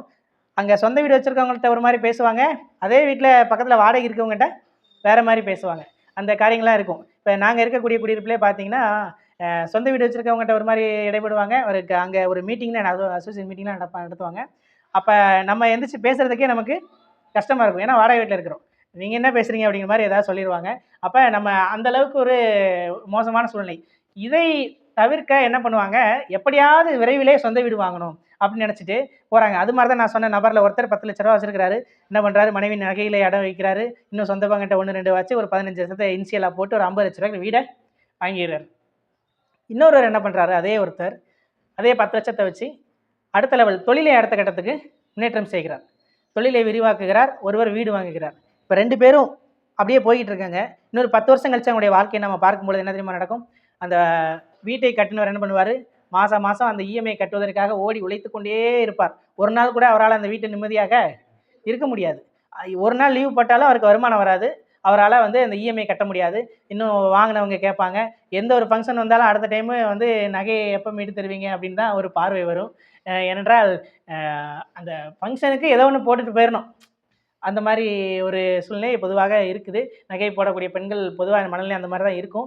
அப்படி எல்லா விதத்துலேயும் அந்த குடும்ப தலைவருக்கு ப்ரெஷர் ஏறிக்கிட்டே போகும். அவருடைய வாழ்க்கையே பார்த்தீங்கன்னா ஒரு பயங்கரமான ப்ரெஷர் குக்கரில் இருந்த மாதிரி ஒரு சூழ்நிலை தான் அவருக்கு இருக்கும். ஒரு பக்கம் வீட்டில் இங்கே எதுவும் பேச முடியாது. எல்லாம் கடன் மேலே இருந்ததுனாலே நம்முடைய மற்ற எல்லா சந்தோஷங்களும் என்ன பண்ணிடும், தீர்க்கப்பட்டு போயிடும். ஒரு நல்ல பள்ளிக்கூடத்தில் எடுத்து படிக்க வைக்க முடியாது. அவங்களுக்கு இப்போ ஸ்கூலில் ஏதாவது கேட்டாங்கன்னா நம்ம கொடுக்க முடியாது. ஒரு ஃபங்க்ஷனுக்கு போனீங்கன்னா அவங்களுக்கு அது செய்ய முடியும். எல்லாத்துக்கும் காரணமே அந்த கடன். அப்படி ஒரு சூழ்நிலை அவரோட வாழ்க்கையை போயிட்டுருக்கும். இன்னொருவர் பார்த்தீங்கன்னா தொழிலை விருத்தி செய்தவர். அவரோட நிலைமை எப்படி இருக்கும் பார்த்தீங்கன்னா, அவருக்கு கீழே வேலை செய்ய பல நபர்களை போட்டிருப்பாரு. அவருடைய வருமானம் மாதத்துக்கு பல மடங்கு உயர்ந்திருக்கும். 10 வருஷத்தில் அவருடைய கைகளில் பல வீடுகளை வாங்குவதற்கு தேவையான ஒரு சூழ்நிலை இருக்கும். ஆக இந்த கடன் பொதுவான காரியங்களே மற்றவருடைய ப்ரெஷருக்கு வந்து நீங்கள் வந்து ஆரம்பத்திலே உட்படாமல் நல்ல தெளிவாக வந்து நீங்கள் திட்டமிட்டு இப்படியான காரியங்களை செய்ய வேண்டும். வேதமும் நமக்கு அதுதான் கற்றுக் கொடுக்குது. முதலாவது செய்ய வேண்டிய காரியங்களே ஒழுங்குபடுத்திட்டு நமக்கு வருமானம் வரக்கூடிய வேலைகளே பார்க்கணும். முதலாவது வயலை ஒழுங்குபடுத்தணும், அதுக்கப்புறம் தான் மற்ற வேலைகளை நம்ம பார்க்கணும். வேதம் நமக்கு பல இடங்களிலே அதை வந்து நமக்கு ஞாபகப்படுத்தக்கூடியதாக இருக்கிறது. வீட்டை கட்டக்கூடிய விஷயத்துலையும் அப்படி தான். ஒருவன் தமக்கு அதை செய்யறதுக்கு திராணி இருக்குதா, தம்முடைய காரியங்கள் அதற்கெல்லாம் எதாக இருக்குதான்னு பார்த்துட்டு தான் அப்படியான காரியங்களை செய்ய வேண்டும். கடன் வந்து மிகவும் ஒரு கொடியதான ஒரு காரியமாக இருக்கிறது. வேதம் நமக்கு அநேக ஆலோசனையை கொடுக்குது இந்த கடன் சம்பந்தமாக. நம்முடைய பாவ கடன்களும் பார்த்திங்கன்னா அந்தளவுக்கு மோசமாக இருக்கும் பொழுது கர்த்தர் வந்து நம்முடைய பாவ கணக்கை சங்கீதம் 103 நம்ம பார்க்குறோம். மேற்குக்கும் கிழக்கும் வரைக்குமாக அதை என்ன பண்ணுறாரு, விலக்கி வைக்கிறார். அதே போல் நம்ம அந்த 139 அதிகாரத்தை நம்ம தொடர்ச்சியாக தியானிச்சிடலாம். கர்த்தாவே நீர் என்னை ஆராய்ந்து அறிந்திருக்கிறேன் என்று 1வது வசனத்திலே நம்ம வாசிக்க முடியும். தாவீது ஆண்டவரை குறித்து சொல்கிறாரு, அந்த 3000 ஆண்டுகளுக்கு முன்பதாகவே கர்த்தரை குறித்த ஒரு அளவுக்கு அதிகமாக அபரிவிதமாக அறிந்து வைக்கிறார். என் உட்கார்தலையும் என் எழுந்திருக்கதையும் நீர் அறிந்திருக்கிறீர், என் நினைவுகளை என்ன பண்ணுறேன் தூரத்திலிருந்து அறிகிறீர். நான் உட்கார்ந்தாலும் அவருக்கு தெரியும், நான் எழுந்திருந்தாலும் அவருக்கு தெரியும். தொடர்ந்து நான் நடந்தாலும் படுத்திருந்தாலும் என்னை சூழ்ந்திருக்கிறீர், என் வழிகள் எல்லாம் உமக்கு தெரியும். இந்த சூழ்ந்திருக்கிறீர் என்கிற ஒரு இந்த வசனத்தை என்னுடைய மகனுக்கு நான் சொல்லிக் கொடுக்கும் பொழுது நான் சொன்னேன், ஒரு பாத்திரத்தில் தண்ணியை வச்சு அதுக்குள்ளே ஒரு பொருளை போட்டினா அது எப்படி வந்து தண்ணி சூழ்ந்திருக்கும், அப்படி விளக்குவதற்கு நான் முயற்சி செய்து கொண்டிருக்கிறேன். அவன் சொன்னால் அப்போ மீன் மாதிரி தானப்பா அப்படின்னு சொல்லிட்டான். ஒரு மீனை எப்படி தண்ணி எப்படி சூழ்ந்திருக்குதோ அதே போல் கர்த்தர் நம்ம என்ன பண்ணியிருக்கிறாரு, சூழ்ந்திருக்கிறார். நாம் உட்கார்ந்தாலும் அவருக்கு தெரியும், நம்ம நின்னாலும் அவருக்கு தெரியும், நம்ம நடந்தாலும் படுத்திருந்தாலும் அவருக்குள்ளாக தான் நாம் இருக்கிறோம். இந்த அறிவு வந்து நமக்கு இருக்கும் பொழுது நாம் அநேக பாவங்களிலிருந்து நம்மை தற்காத்து கொள்ள முடியும். அதே போல் அடுத்து, என் நாவில் சொல் பிரவாவதற்கு முன்னே இதோ கர்த்தாவே அதையெல்லாம் நீர் அறிந்திருக்கிறீர், முற்புறத்திலும் பிற்புறத்திலும் நீர் என்னை நெருக்கி உமது கரத்தை என் மேல் வைக்கிறீர். இந்த அறிவு எனக்கு மிகுந்த ஆச்சரியமும் எனக்கு எட்டாத உயரவுமாக இருக்கிறது. உம்முடைய ஆவிக்கு மறைவாக எங்கே போவேன், உம்முடைய சமூகத்தை விட்டு எங்கே ஓடினேன். அதுக்கு அடுத்த 8வது வசனம் பார்த்தீங்கன்னா இதெல்லாம் வந்து எப்படி இதெல்லாம் யோசிச்சாருன்னு தெரியல. நான் வானத்திற்கு ஏறினாலும் நீர் அங்கே இருக்கிறீர், நான் பாதாளத்தில் படுக்கை போட்டாலும் நீர் அங்கேயும் இருக்கிறீர். இப்போ தான் வந்து பூமியை விட்டு ஸ்பேஸுக்கெலாம் போயிட்டு வர்றாங்க. ஆனால் அந்த காலத்திலே அவர் என்ன பண்ணியிருக்காரு, அதெல்லாம் யோசிச்சு நான் எங்கே போனாலும் இங்கே இருக்கிறீங்க ஆண்டவரே, நான் இங்கேருந்து பூமியை விட்டு தள்ளி வானத்துக்கு போனாலும் அங்கேயும் இருக்கிறீங்க, பூமிக்குள்ளே நான் சுரங்கங்களை தோண்டி நான் உள்ள பாதாளத்தை ஒளிஞ்சிருந்தாலும் என்ன பண்ணியிருக்கீங்க, அங்கேயும் இருக்கிறீங்க, உங்களுடைய ஆவிக்கு மறைவாக நான் எங்கேயுமே போகவே முடியாது அப்படிங்கிறத அவர் சொல்கிறாரு. அதே போல் அவர் நம்மை இன்னும் சொல்லப்போனால் இது கூட ஒரு பொதுவான அறிதலாக இருக்கலாம். ஆனால் இன்னும் நம்ம சில வேலைகளே நம்ம என்ன பண்ணுவோம், கடவுளே எனக்கு மட்டும் ஏன் இந்த மாதிரி காரியங்கள் நடக்குது, சில காரியங்கள் நம்ம வாழ்க்கையில் நடக்கும் பொழுது நம்ம சோர்ந்து போவோம். கடவுளே எனக்கு மட்டும் நீங்கள் இதெல்லாம் பார்த்துக்கிட்டு இருக்கீங்களா, உங்களுக்கு இதெல்லாம் தெரியுமா, ஏன் எனக்கு மட்டும் இப்படி நடக்குது, என்னுடைய குடும்பத்தினருக்கு மட்டும் எப்படி நடக்குது அப்படிங்கிற மாதிரி நம்ம ஒரு யோசனை வரும். அதுக்கு தான் ஆண்டவர் நம்ம எப்படி அறிந்து வைத்திருக்கிறார் என்று அடுத்து நாம் 14வது வசனத்தில் நம்ம பார்க்கும் பொழுதும், நாம் பிரமிக்கத்தக்க அதிசயமாய் உண்டாக்கப்பட்டபடியால் உம்மை துதிப்பேன், உம்முடைய கிரியைகள் அதிசயமானவைகள், அது என் ஆத்துமாவுக்கு நன்றாய் தெரியும். அவர் எப்படி அறிந்திருக்கார் பாருங்க, நான் ஒளிப்பிடத்திலே உண்டாக்கப்பட்டு பூமியின் தாழ்விடங்களிலே விசித்திர வினோதமாய் உருவாக்கப்பட்ட போது என் எலும்புகள் உமக்கு மறைவாய் இருக்கவில்லை, என் கருவை உம்முடைய கண்கள் கண்டது, என் அவயவங்களில் ஒன்றாகிலும் இல்லாத போதே அவைகள் அனைத்தும் அவைகள் உருவேற்படும் நாட்களும் உமது புஸ்தகத்தில் எழுதியிருக்கிறது. நம்முடைய கண் எப்பொழுது உருவாகும், நம்முடைய கை எப்பொழுது உருவாகும், நம்முடைய கால்கள் எப்போது உருவாகும், நம்முடைய ஒவ்வொரு அவயங்களும் எப்போது உருவாகும் என்கிற இந்த நாளிலே உருவாகும் என்று கூட அவர் என்ன பண்ணுறாரு, எழுதி வைத்து வைத்திருக்கிறார். ஆக தேவன் வந்து நம்மை முற்றிலும் முழுதுமாக அறிந்திருக்கிறார். நம்ம வாழ்க்கையிலே நடக்கக்கூடிய எல்லா சூழ்நிலைகளும் எல்லா கஷ்டங்களும் அவருக்கு தெரியாமல் கிடையவே கிடையாது. ஆனாலும் அவர் ஏன் அதை அனுமதித்திருக்கிறார், ஏன் சில வேளையிலே கண்டும் காணாமல் இருக்கிறார் என்று நாம் பார்த்தோம் என்றால், ஆண்டவர் வந்து பார்த்திங்கன்னா ஜி பூம்பா அப்படின்னு சொல்லிட்டு உடனே வந்து ஒரு கஷ்டத்தில் உடனே தூக்கி அந்த பக்கம் வைக்க மாட்டார். நாம் செய்த பாவமான காரியங்களுக்கு உண்டான விளைவுகளை நாம் என்ன பண்ணியே ஆகணும், சந்தித்தே ஆகணும். பாவத்தை மன்னிக்கிறார், பாவத்தின் விளைவுகளை நாம் என்ன பண்ணணும், சுமந்தே ஆக வேண்டும். ஆண்டவர் சொல்கிறார், பாவம் செய்தவனை தலைமுறை மற்ற பிள்ளைகளுடைய பிள்ளைகளிடத்துலையும் வந்து கேட்பேன் அப்படின்னு சொல்கிறாரு. அதே எசேக்கியேல்ல வாசிக்கும் பொழுது அங்கே சொல்கிறாரு, பாவம் செய்கிற ஆத்மாவை தான் நான் தண்டிப்பேன். அப்பா புளியங்காயை சாப்பிட்டா மகனுக்கு எப்படி பல்லு கூசும் அப்படின்னு கேட்குறாரு. இதனுடைய அர்த்தம் என்னென்னா, பாவ கணக்கு என்பது அந்தந்த தனி மனிதனை மட்டுமே சாரும். நாம் செய்த பாவம் எவ்வகையிலும் நம்முடைய மக்களை சந்ததியை பின்தொடரவே தொடராது. அது வந்து இந்த எந்த ஒரு வேத வசனமும் துணையான வசனம் இருக்கும். முழுமையான வேதத்தை நாம் வாசிக்கும் பொழுது அதனுடைய முழுமையான கருத்து நமக்கு புரியும். ஒரு சில இதை மட்டும் வாசிச்சுட்டு இவர் ஏன் எப்படி இருக்குன்னா, இவங்க அப்போ முன்னோர்கள் செய்த பாவங்கள் அப்படி, அதன் விளைவாகத்தான் நீ வந்து இவனும் இருக்கிறான் அப்படின்னு சொல்லுவாங்க. ஆனால் பாவ கணக்கு என்பது அவனவனிடத்திலே மாத்திரமே வரவிக்கப்படும். அவனவன் மாத்திரமே அதற்கு வந்து கணக்கு கொடுக்க வேண்டும். ஆனால் இந்த பாவத்தினால் வரக்கூடிய விளைவுகள் இருக்குது பார்த்தீங்களா, அதை அவனுடைய சந்ததிகள் அனுபவிப்பாங்க. இப்போ ஒருத்தர் சிம்பிளாக சொல்லணும்னா, ஒருத்தர் திருடுறாரு, இல்லை முன்னாடிலாம் ஊருக்கு என்ன பண்ணுவாங்க, இவரை என்ன ஒதுக்கி வைக்கிறோம் அப்படின்றவாங்க, ஊரை விட்டு ஒதுக்கி வைக்கிறோம் உங்களை அப்படின்றவங்க, பெரிய தவறுகளை செய்தவங்க ஊரை விட்டு ஒதுக்கி வைக்கிறோம்னுவாங்க. அப்போ அவர் போய் இருப்பார், அங்கே அவருடைய குடும்பம் இருக்கும், அவருடைய பிள்ளைகள் இருப்பாங்க. இவர் செய்த பாவத்தின் பலனை என்ன பண்ணுவாங்க, அவர்கள் அனுபவிப்பாங்க, அவருடைய பிள்ளைகள் அனுபவிப்பாங்க. இன்னும் சொல்லப்போனால் தலைமுறை மட்டுமே சில பேரை ஊரை விட்டு ஒதுக்கி வைப்பாங்க. அந்த மாதிரிலாம் இருக்கும். இப்படியான பாவத்தின் விளைவுகளை நம்முடைய சந்ததியினரும் நாமும் அனுபவித்து ஆக வேண்டும். ஆனால் பாவ கணக்கை தேவன் என்ன பண்ணுறாரு, அவர்களுக்கே தீர்க்கிறார். ஆக தேவன் நம்மை அறிந்து வைத்திருக்கிறார். நம்ம வந்து பார்த்திங்கன்னா, நம்முடைய கஷ்டங்கள் வரும் பொழுது, நமக்கு துன்பமான சூழ்நிலைகள் வரும் பொழுதும் கர்த்தரை குறித்து நாம் நன்றாக அறிந்து கொண்டிருந்தோம் என்றால், நாம் அவருக்குள்ளாக இருக்கிறோம், அவர் எந்நேரம் நம்மை பார்த்து கொண்டே இருக்கிறார் என்ற உணர்வு நமக்கு இருக்கும் பட்சத்திலே நாம் தைரியம் கொள்ளலாம். அதே போல் பாவத்தை செய்யக்கூடிய சூழ்நிலைகள் நமக்கு வரும் பொழுதும், நமக்கு இந்த சங்கீதம் 139 அதிகாரம் நமக்கு ஞாபகத்தில் இருந்து என்றால், நம் பாவம் செய்கிற அந்த காரியத்திலிருந்து நாம் என்ன பண்ணலாம், விலகி ஓடலாம். அநேக பாவங்கள் யாருமே என்னை பார்க்கவில்லை, நான் இருட்டில் செய்கிறேன், அது யாருக்கு தெரிய போகுது. 12ஆம் வசனத்தில், உமக்கு மறைவாக இருளும் அந்தகாரப்படுத்தாது, இரவும் பகலை போல வெளிச்சமாக இருக்கும், உமக்கு இருளும் வெளிச்சமும் சரி. எல்லா நேரமும் கடவுள் நம்மோடு கூட இருக்கிறார், அவரை நம்மை காண்கிறார் என்கிற ஒரு உணர்வு தான் நம்மை அநேக பாவங்களிலிருந்து நம்மை தற்காத்து கொள்ளக்கூடியதாக இருக்கிறது. இப்படி பாவத்திலிருந்து விடுபட வேண்டும் என்றால் கடவுள் நம்மை அறிந்து வைத்திருக்கிறார் என்பதை நாம் அறிந்து வைத்திருக்க வேண்டும். அதுதான் ஒரே வழியாக இருக்கிறது. ஆக மற்றவர்களின் பாவத்தை பார்க்கும் பொழுது அதை நாம் குற்றப்படுத்தாமல், அவர்களுக்கு தேவன் அருளிய கிருபையை எண்ணி நாம் அவர்களுக்கும் உதவி செய்ய வேண்டும். அதே போல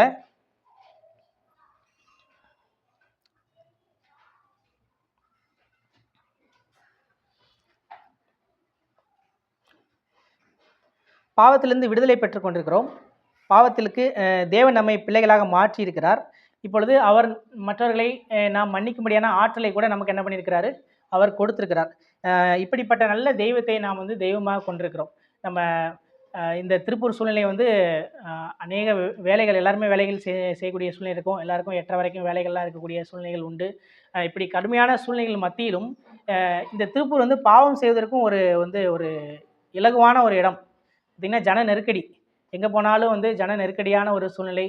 குடியிருக்க வீடுகளில் இருக்கக்கூடிய இடங்களிலும் சரி, மற்ற எல்லா இடங்களிலும் சரி, இந்த திருப்பூர் மற்ற ஊர்கள் எல்லாம் நம்ம திருப்பூரை பார்க்கக்கூடிய ஒரு பார்வையே சற்று வித்தியாசமாக இருக்கும். மற்ற ஊர்களில் வந்து திருமணம் செய்துட்டு எங்கேயாவது போகணுன்னா முதல் சாய்ஸ் என்னவாக இருக்கும், அவங்களுக்கு திருப்பூராக தான் இருக்கும். ஏன்னா இங்கே வந்தாங்கன்னா எங்கேயாவது ஒரு பக்கம் வேலையும் கிடச்சிரும், தங்குறதுக்கு வீடும் கிடச்சிரும், யாருக்கும் தெரியாமல் அப்படியே இருந்துட்டு போயிடலாம் அப்படிங்கிற மாதிரி ஒரு சூழ்நிலை உண்டு. பாவம் செய்வதற்கு வந்து ஒரு ஏற்ற நகரத்தை போல் இந்த நகரம், எல்லா நகரங்களும் இருந்தாலும் இந்த நகரம் கூடுதல் ஒரு படியாக இருக்கிறது. இப்படிப்பட்ட ஒரு இடத்துல வாழக்கூடிய நாம் என்ன பண்ண வேண்டாம், மிகுந்த விழிப்புணர்வோடு இருக்க வேண்டும். நம்முடைய குடும்பத்தை பாதுகாக்கக்கூடியவர்களாக இருக்க வேண்டும், நம்மை பாதுகாக்கக்கூடியவர்களாக இருக்க வேண்டும். குறிப்பாக நம்முடைய பிள்ளைகளை நாம் கண்ணும் கருத்துமாக பாதுகாக்கக்கூடியவர்களாக இருக்க வேண்டும். அவர்களுக்கு கடவுளை குறித்து நாம் ஏற்ற சமயத்திலே அவர்களுக்கு நாம் சொல்லிக் கொடுக்கவில்லை என்றால் அவர்களை மீண்டுமாக நாம் கர்த்தருக்குள்ளாக கொண்டு வர்றது மிகவும் ஒரு கடினமான ஒரு சூழ்நிலையாக இருக்கும். இன்றைய காலத்தில் பார்த்திங்கன்னா 20 வயசுக்கு மேலே என்னென்னலாம் முற்காலத்தில் செய்தாங்களோ அதையெல்லாம் இப்போ ஒரு 8ஆம் கிளாஸ்லேருந்து 12ஆம் கிளாஸ் வரைக்கும் படிக்கிற பசங்கள் எல்லாருமே என்ன பண்ணுறாங்க, ஒரு மிகுந்த ஒரு மோசமான ஒரு காரியங்களை செய்யக்கூடியவராக இருக்கிறாங்க. அதுவும் பள்ளிக்கூடத்தில் அடிக்கக்கூடாதுன்னு வேற சொல்லியிருக்கிறாங்களா. அதனால் யாராலையுமே அவர்களை என்ன பண்ண முடியாது, அடக்க முடியாது. போன வாரத்தில் கூட பார்த்திங்கன்னா 2 பள்ளிகளுக்கு இடையில் அவங்களுக்கு கோஷ்டி மோதல் நடந்து, குமார் நகரில் ஒவ்வொருத்தனை ஆயுதங்களை தூக்கிட்டு இந்த ஸ்கூலுக்கும் அந்த ஸ்கூலுக்கும், பிஷப் ஸ்கூலுக்கும் கவர்மெண்ட் ஸ்கூலுக்கும் சண்டை. போலீஸ் வந்து அவங்களெல்லாம் லத்தி சார்ஜ் பண்ணி தான் அடித்து விரட்டி விட்டாங்க. அந்த அளவுக்கு ஒரு மோசமான ஒரு காலகட்டத்தில் நம்ம இருக்கிறோம். இப்படியான காலகட்டங்களிலே நம்முடைய குடும்பத்தினரை, நம்முடைய பிள்ளைகளையும் நாம் கூர்ந்து கவனிக்கணும். அதுவும் நம்ம குழந்தைகளில் வந்து இந்த காலத்தில் நம்ம சில பாவங்களை அவங்க செய்வதற்கு முன்னோடியாக சில பொய்களை சொல்லுவாங்க. அந்த பொய்கள்லாம் பார்த்தீங்கன்னா நம்மளால் கண்டுபிடிக்க முடியாத அளவுக்கு இருக்கும். அதையெல்லாம் நம்ம வந்து நம்முடைய வேலை அவர்களால் கவனிக்க முடியவில்லை என்று விட்டோம் என்றால் அவர்களை விரைவிலே என்ன பண்ண முடியும், இழந்து போகக்கூடிய ஒரு சூழ்நிலை இருக்கும். ஆக நம்முடைய பிள்ளைகளுடைய காரியங்கள் நம்ம கவனமாக இருக்கணும். முக்கியமாக கிறிஸ்தவ வாழ்க்கை வந்து பார்த்திங்கன்னா அது வந்து ஒரு நமக்கு கிடைத்த ஒரு நல்ல ஒரு ஒரு என்ன கிருபையான ஒரு வாழ்க்கை. தேவன் நம்மை தெரிந்து கொண்டிருக்கிறார், சபையிலே ஐக்கியப்படுத்தியிருக்கிறார். அதுவும் சத்தியத்தை போதிக்கக்கூடிய சபையிலே ஐக்கியப்படுத்துவது அதுவுமே இன்னும் சிறப்பான ஒரு காரியம். ஏன்னா இன்றைய காலகட்டத்தில் 95% மக்கள் தவறான சத்தியத்தை போதிக்கப்படக்கூடிய இடங்களில் தான் இருக்கிறாங்க. இன்னுமா சொல்லப்போனால் நம்ம கடன் படக்கூடாதுன்னு சொல்லியிருக்கிறோம். மற்ற புதர்கள் நீங்கள் கடன் வாங்கினா அதில் எனக்கு என்ன பண்ணு, தசம பாகத்தை கொடு அப்படின்னு கேட்கக்கூடிய நபர்கள் இருக்கிறாங்க. கடன் வாங்கினியா, அதுக்கும் ஒரு வகையில் உனக்கு பணம் தானே வந்திருக்கு, அதுலேயும் 10ல் ஒன்று எனக்கு கொடு அப்படின்னு கேட்கக்கூடிய சூழ்நிலை உண்டு. அப்புறம் இவங்க உற்சாகப்படுத்தி கடவுள் உன்னை வாழாக்காமல் என்ன பண்ணிடுவார், தலையாக்குவார். நீ கீழே மேலே வா, அடுத்த வருஷம் உனக்கு சொந்த வீடை கொடுத்தே ஆவார். நீ என்னுடைய தரிசனத்தில் நீ சொந்த வீட்டில் இருக்கிற மாதிரி தான் நான் உன்னை பார்த்தேன் அப்படிங்கிற மாதிரிலாம் இவங்களை ஏற்றி விட்டு என்ன பண்ணுவாங்க, இவங்களை ஒரு ஒரு சிக்கலுக்குள்ள கடங்காரனாக மாற்றி விட்டுருவாங்க. உன்னை வந்து காரில் வர்ற மாதிரி கடவுள் எனக்கு காமிச்சிட்டாரு அப்படின்ட்டுருவாங்க. அவ்வளோதான், முடிஞ்சிருச்சு. வீடாவது ஒரு வகையில் தேரும், காரு அதுக்கும் தேராது. அந்த மாதிரி ஒரு சூழ்நிலை ஆகி போயிடும். இப்படிப்பட்ட சபைகளெல்லாம் நம்மை தேவன் போக விடாமல் சரியான சத்தியத்தை போதிக்கக்கூடிய சபையிலே நம்ம என்ன பண்ணியிருக்கிறாரு, ஐக்கியப்படுத்தியிருக்கிறார். அவருக்கு நாம் நன்றியுள்ளவர்களாக இருக்க வேண்டும். அதை தொடர்ந்து நாம் கற்றுக்கொள்ளக்கூடிய காரியங்களிலே நாம் நிற்கக்கூடியவர்களாக இருக்கிறோம். சத்தியத்தை நம்ம எப்பயுமே பார்த்தீங்கன்னா வருஷத்தில் 52 ஞாயிற்றுக்கிழமை, எல்லா ஞாயிற்றுக்கிழமையும் நம்ம வந்து சபை கூடி வருகிறோம். எல்லா வாரமும் நம்ம கற்றுக்கொள்கிறோம். சபையில் கற்றுக்கொள்கிறோம், நாம் வேதத்தை வாசிக்கிறோம், மற்ற இடங்களில் கற்றுக்கொள்கிறோம். இவையெல்லாம் இந்த காதில் வாங்கி என்ன பண்ணுறோம், அநேக நேரத்தில் நம்ம விட்டுறோம். சில நேரங்களிலே நம்ம சோதனைக்குள்ளாக செல்லும் பொழுது வசனம் ஞாபகத்துக்கு வரும். ஆனால் அந்த ஞாபகம் வரக்கூடிய வசனத்தை கூட நாம் அப்படியே வந்து ஒதுக்கி தள்ளிட்டு தான் அந்த பாவத்தில் ஈடுபடக்கூடியவர்களாக இருக்கிறோம். ஆக விசுவாசம் நம்ம விசுவாசிகள் தான், ஆனால் கிரியை இல்லாத விசுவாசம் எப்படி இருக்குதாமா, செத்ததாக இருக்குது. நீ விசுவாசிக்கிற அப்படின்னா அதை எப்படி வெளிப்படணும், அது கம்பல்சரி கிரியைகளில் வெளிப்பட்டே ஆகும். நல்ல மரமும் கெட்ட மரமும் எதனால் அறியப்படுங்க, அதனுடைய கனிகளில் தான் அறியப்படும். கனிகள் தான் அவனுடைய கிரியைகள். நீ செய்கிற கிரியைகள் கனிகளாக வெளிப்பட்டே ஆகும். நாம் கர்த்தரை விசுவாசிக்கிறோம் என்று சொன்னோம் என்றால் நம்முடைய கிரியைகளில் அது நிச்சயமாக வெளிப்பட வேண்டும். தேவனும் பல இடங்களிலே நமக்கு அதைத்தான் வெளிப்படுத்தக்கூடியவராக இருக்கிறார். நாம் அதை கூட நம்ம மனதில் வைத்துக் கொள்ளலாம். தேவன் நம்மை ஆராய்ந்து அறியக்கூடிய தெய்வமாக இருக்கிறார். இன்னும் சொல்லப்போனால் நாம் அடைக்க முடியாத அளவுக்கு பற்றிருந்த நம்முடைய பாவ கடன்களை நமக்கு தீர்க்கக்கூடியவராக இருக்கிறார். பாவ கடன்களை மாத்திரமல்ல, நாம் பொருளாதார காரியங்களை கடன் பட்டிருந்தாலும் கடவுள் நமக்கு வேதத்தில் அநேக ஆலோசனை கொடுத்து அதிலிருந்து விடுபடக்கூடிய ஒரு சூழ்நிலையை உண்டாக்கிறார். நம்ம இன்னும் பார்த்திங்கன்னா எங்களுடைய சபையிலையும் சரி, நம்ம எவ்வளவுதான் சத்தியத்தை கேட்டாலும் சிலர் என்ன பண்ணுறாங்க, அநேகர் தேவையில்லாத கடனில் போய் விழுந்துடுறாங்க. அதை திரும்ப வந்து அவங்க சபையில் அதை நெருக்கடியில் வந்து நம்மகிட்ட தெரியப்படுத்தும் பொழுதும் நம்ம ஓரளவுக்கு மேலே அவங்களுக்கு அதுலேருந்து உதவி செய்ய முடியாத சூழ்நிலை இருக்குது. நம்ம ஏதோ ஒரு சபையிலேருந்து ஒரு சின்ன சப்போர்ட் பண்ணுவோம். ஆனால் அவங்களுடைய கடனை எடுத்து பார்த்தோம்னா அது வந்து ரொம்பவும் பெருசாக இருக்கும். இங்கே அங்கேன்னு எங்கெங்கெல்லாம் வாய்ப்பு கிடைக்குதோ அங்கங்கெல்லாம் வாங்கி வச்சுருப்பாங்க. அந்த மாதிரி சூழ்நிலை நம்ம போகக்கூடாது. வந்து நம்ம தேவன் நமக்கு கொடுத்த ஞானத்தை பயன்படுத்த வேண்டும். நமக்கு ஒரு வேளை அது இந்த இஎம்ஐ எல்லாம் பொருள் வாங்குறது ரொம்பவுமே ஒரு இதான காரியம். நமக்கு ஒரு செலவு செய்ய வேண்டும் என்றால் நம்ம அதற்கேற்ற பணம் நமக்கு கையில் இருக்கும்போது அதை செய்யலாம். அதையுமே இன்றைக்கி பிரதர் சொன்ன மாதிரி சேவிங்ஸ் பண்ணணும். சேவிங்ஸ் வந்து பார்த்திங்கன்னா, சேவிங்ஸை எங்கே போய் கற்றுக்கலாங்க, நம்ம எறும்புகிட்ட போய் கற்றுக்கங்க. வேற எங்கேயும் போக வேண்டாம். நீங்கள் ஏதோ நமக்கு பெரியவங்களை போய் பார்க்கணும், நமக்கு நம்மளோட உயர்ந்தவர்களை போய் பார்க்கணும்லாம் கிடையாது.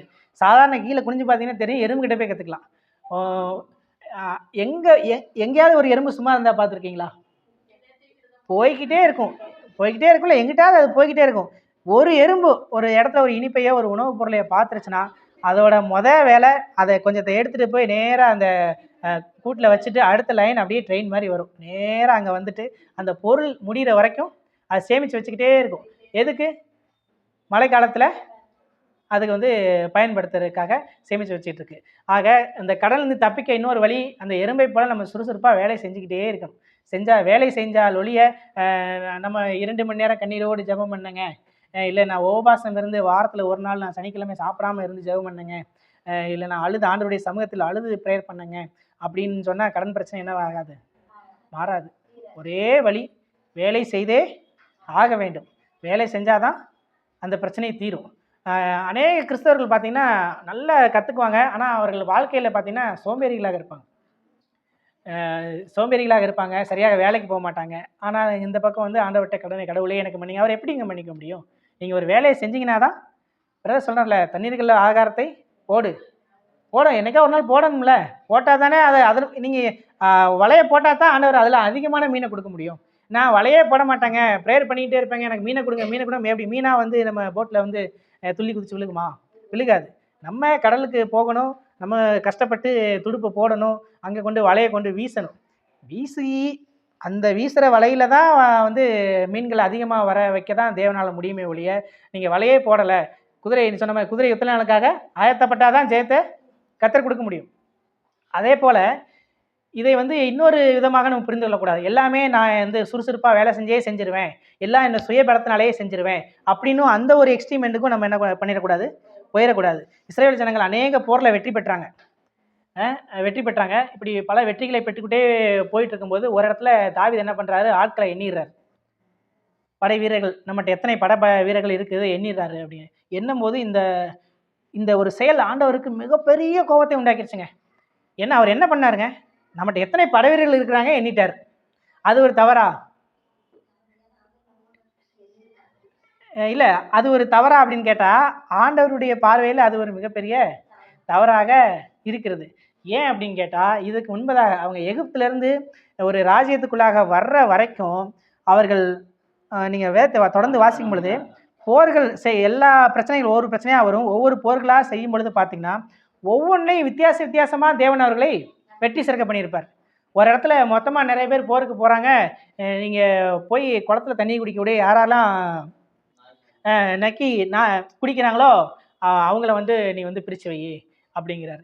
என்ன இது, என்ன ஏதாவது ஒரு லாஜிக் இருக்குதா? போர்களுக்கு யாரார் நல்லா ஈட்டியை சுழட்டுறாங்க, இல்லை யார் நல்லா வாள் வீச தர்றாங்க, அப்படி யாருடைய கைகளில் வாளும் ஈட்டி நல்ல கேடகமும் நல்லா மூவ் ஆகுதோ அவங்கள நீ முன்னாடி செலக்ட் பண்ணு அப்படின்னா ஒரு நியாயம் இருக்குது. அதை விட்டுட்டு நீங்கள் தண்ணிக்கு கொடுக்க அதே அவங்க சொல்லலாம், சும்மா தண்ணி குடிக்க விடு, யாரெல்லாம் நக்கி குடிக்கிறாங்களோ அவங்கள மட்டும் பிரிச்சுடு அப்படிங்கிறாரு. இது ஆண்டவர் வந்து ஒவ்வொரு இடத்துலையும் இஸ்ரேல் ஜனங்களுக்கு அற்புத விதமாக விடுதலை கொடுப்பார். ஆக இதுக்கு இன்னொரு இடத்துல பார்த்தீங்கன்னா போய் வந்து சுற்றி நடந்து எக்காலத்தை ஊது அப்படிங்கிறார் எரிகோ கோட்டையில். அங்கே போய் என்ன பண்ணுறாரு, நீ போய் நிறைய இடங்கள்ல போய் பார்த்தா சண்டை போடவே சொல்லியிருக்க மாட்டார். அங்கே போ நில்லு எக்காலத்தை ஊதும்பார். இன்னொரு இடத்துல தாவீது நல்ல உதாரணம். போய் அவ்வளோ பேர் 2 படை வீரர்கள் இருந்தும் அவ்வளோ படை கவசங்களை போட்டு ஈட்டியும் கேடகத்தையும் வச்சுக்கிட்டு இருந்தவங்க யாருமே கோலியத்தை ஜெயிக்க முடியல. இவர் போயிட்டு என்ன பண்ணுறாரு, ஒரு கவனில் கல்லை கொண்டு பிடிச்சி ஜெயிக்கிறார். ஆக என்னதான் நாம் வந்து தயாராக இருந்தாலும் சுறுசுறுப்பாக வேலை செய்தாலும் தேவன் நம்மோடு கூட இருக்க வேண்டும். அவர் இல்லாமல் நான் எல்லாத்தையும் தனியாக செஞ்சிருவேங்க, எறும்பு மாதிரி நான் மாதிரி ஓடிக்கிட்டே இருப்பேன், எனக்கு ஏதோ ஒன்று கிடச்சிடும் அப்படின்னா வேலை செய்கிற எல்லாத்துக்கும் ஏதோ ஒன்று கிடைக்கத்தான் செய்யும். ஆனால் அது கடவுள் நிர்ணயித்தபடி இருக்காது. நாம் எந்த நேரத்திலும் நம்மை நம்ப வேண்டும். அதை விட அதிகமாக யாரை நம்ப வேண்டும்? தேவனை நம்ப வேண்டும். நாம் நிற்பதும் நிர்மூலமாகாமல் இருப்பதும் அவருடைய கிருபை தான். அதே போல் இந்த கடன் பிரச்சனையில் ஒருவேளை நமக்கு கடன் பிரச்சனைகள் இருக்கும் பட்சத்திலே நான் முழுமையாக அவரிடத்துல என்ன பண்ணும், அறிக்கையிடணும். ஆண்டவரே எனக்கு வந்து இவ்வளோ கடன் இருக்குது. நீங்கள் சொல்லலாம், ஆண்டவர் தாராளமாக சொல்லலாம், ஆண்டவரே இங்கெங்கே எனக்கு இவ்வளோ கடன் இருக்குது, ஓகே இங்கெங்கே இவ்வளோ கடன் இருக்குது, இதுக்கு வந்து நான் வந்து எப்படி வந்து இதை நான் தீர்க்கணும், எப்படி நான் செய்யணும், எனக்கு ஒரு ஆலோசனையை கொடுங்கப்பா அப்படின்னு நீங்கள் கடவுள்கிட்ட சொல்லலாம். அவர் வந்து நேரடியாக அவங்ககிட்ட வந்து பேச மாட்டார், வேதத்தின் மூலமாக பேசுவார், இல்லை அவருடைய பிள்ளைகள் மூலமாகவும் சூழ்நிலைகள் மூலமாகவும் அவர் பேசுவார். இந்த மாதிரி நடத்துங்க, இந்த மாதிரி செய்யுங்கன்னு நமக்கு ஒரு உணர்த்துதல் கிடைக்கும். முதலாவதாக கடன் விடுபடக்கூடிய இதுக்கு ஒரே ஒரு தீர்மானம் என்னென்னா, அதுக்கப்புறம் நான் எந்த கடனையும் வாங்க மாட்டேங்கிற ஒரு தீர்மானத்தை ஒரு ஃபுல் ஸ்டாப் வச்சிடணும். வச்சுட்டு அதுக்கப்புறம் இருக்கக்கூடிய கடன்களை நாம் எவ்வாறு தீர்ப்பது அப்படின்னு பார்த்துட்டே இருக்கணும். எதாவது சின்ன சின்ன கடன்களோ அதை முதல்ல அடைச்சிட்டே வரணும். பெரிய கடன்களை வந்து உடனே ஃபஸ்ட்டு பெருசுக்கு போனோம்னா, ஒரு 10 பேர்கிட்ட நம்ம கடன் வாங்கியிருக்கிறோம். பொதுவாக ஒரு குறிப்பாக சொல்கிறேன், யாருமே வந்து தவறாக நினச்சிக்க வேண்டாம், என்னடா அது நம்மளை பார்த்தான்னு சொல்கிறாங்க, எனக்கு யாருமே தெரியாது. சரிங்களா? பொதுவாக இது எல்லா சபையிலும் இருக்கக்கூடிய பிரச்சனை. அதனால் நான் இதை வந்து காமனாக சொல்கிறேன். இருக்கும் பொழுது 10 பேர்கிட்ட நம்ம கடன் பெற்றிருந்தோன்னா சின்ன சின்ன கடன்களை முதலாவது அடைக்க வேண்டும். ஏன்னா 5 பேர்கிட்ட சின்ன கடன் வாங்கியிருப்போம், அவங்கள இது நம்ம சால்வ் பண்ணிட்டோம்னா அடுத்து நமக்கு பிரச்சனைகள் கொஞ்சம் குறையும், ப்ரெஷர் கொஞ்சம் குறையும். இன்னும் வந்து இந்த கடன்களை பற்றி உலக இவங்கள சொல்லும் போது என்ன பண்ணால், நீ 10 பேர்கிட்ட கொஞ்சம் கொஞ்சமாக கடன் பெற்றுக்கிற, ஒரே ஆள்கிட்ட பெரிய கடனாக பெற்று, அது வந்து உனக்கு வந்து ப்ரெஷர் இல்லாமல் இருக்கும் அப்படின்லாம் சொல்லுவாங்க. இப்படி பல ஆலோசனை உங்களுக்கு கிடைக்கும். அதன் மூலமாக நீங்கள் வந்து அதுலேருந்து கொஞ்சம் கொஞ்சமாக விடுபட முடியும். விடுபட்டு நம்ம வந்து ஏன் வந்து கடன் வாங்கினா வந்து கடவுள் வந்து அது பாவம்னு சொல்கிறாரு அப்படின்னு கேட்டால், கடன் வாங்கின எல்லாரும் கடன் கொடுத்தவங்களுக்கு அடிமையாக இருக்கிறாங்க. அது நிஜத்திலே அது உண்மைதான். நீங்கள் யாருக்கும் ரூ. 1 கடன் பெற்றிருந்தாலும் கடன் கொடுத்தவங்களுக்கு நீங்கள் யார் தான்? அடிமை தான். நம்ம என்ன சொல்லி நான்லாம் அடிமை கிடையாதுங்க அப்படிலாம் சொல்லிக்கலாம். ஆனால் வந்து வேதத்தின்படி அப்படி தான் சொல்லுது. கடன் வாங்கினீங்கன்னா நீங்கள் அவங்களுக்கு அடிமை தான். அடிமையாக இருக்கிற ஒருவனை வந்து கடவுளை என்ன பண்ண முடியாது? யாதொன்றுக்கும் அடிமையாக இருந்தால் அவன் என்ன பண்ண கடவுள்கிட்ட வந்து அவரை ஆராதிக்க முடியாது. இன்னொருத்தனுக்கிட்ட எகிப்துல எதுக்கு ஆண்டவர் அங்கேருந்து அவங்களை விடுதலை பண்ணி கூப்பிட்டு வர்றாரு? ஏன் அங்கேயே அவங்களை ஆராதிக்க சொல்லலாம்ல? ஆமாம், ஆராதிக்க அனுப்பிட்டு தான் சொல்கிறாரு. அடிமையாக இருக்கும் பொழுது ஆராதிக்க முடியாது. நம்ம ஒரு விடுபட்டு சுதந்திரமானவர்களாக நாம் இருந்தால் தான் கடவுளை ஆராதிக்க முற்றிலுமாக தகுதி படைத்தவர்களாக இருக்கிறோம். இன்றைய காலகட்டத்திலே ஒரு சில இடங்களிலே நம்ம வந்து கடன் வாங்க முடியும். பார்த்திங்கன்னா அதை அடைத்து தீர்ப்பதற்கு எனக்கு பேக்கப் இருக்குதா? ஒருவேளை நான் நினைத்தபடி இந்த ஒரு வியாபாரத்துக்காக கடன் வாங்குகிறேன், ஒரு வீட்டுக்காக கடன் வாங்குகிறேன். ஒருவேளை நான் இல்லை என்றாலும் கூட, ஒருவேளை ஏதோ ஒன்று நடந்தாலும் கூட இதை அடைத்து தீர்ப்பதற்கு எனக்கு பேக்கப் இருக்குதா அப்படின்னு பார்க்கலாம். அப்படி பேக்கப் இருக்கும் பட்சத்தில் நீங்கள் என்ன பண்ணலாம்? அந்த தொகையை வாங்கலாம். இன்னும் சொல்லப்போனால் இந்த யாரெல்லாம் வந்து இன்சூரன்ஸ்லாம் இப்போ நிறைய இருக்குது. யாரெல்லாம் இன்சூரன்ஸ் போட்டு வச்சுருக்கீங்கன்னு தெரில.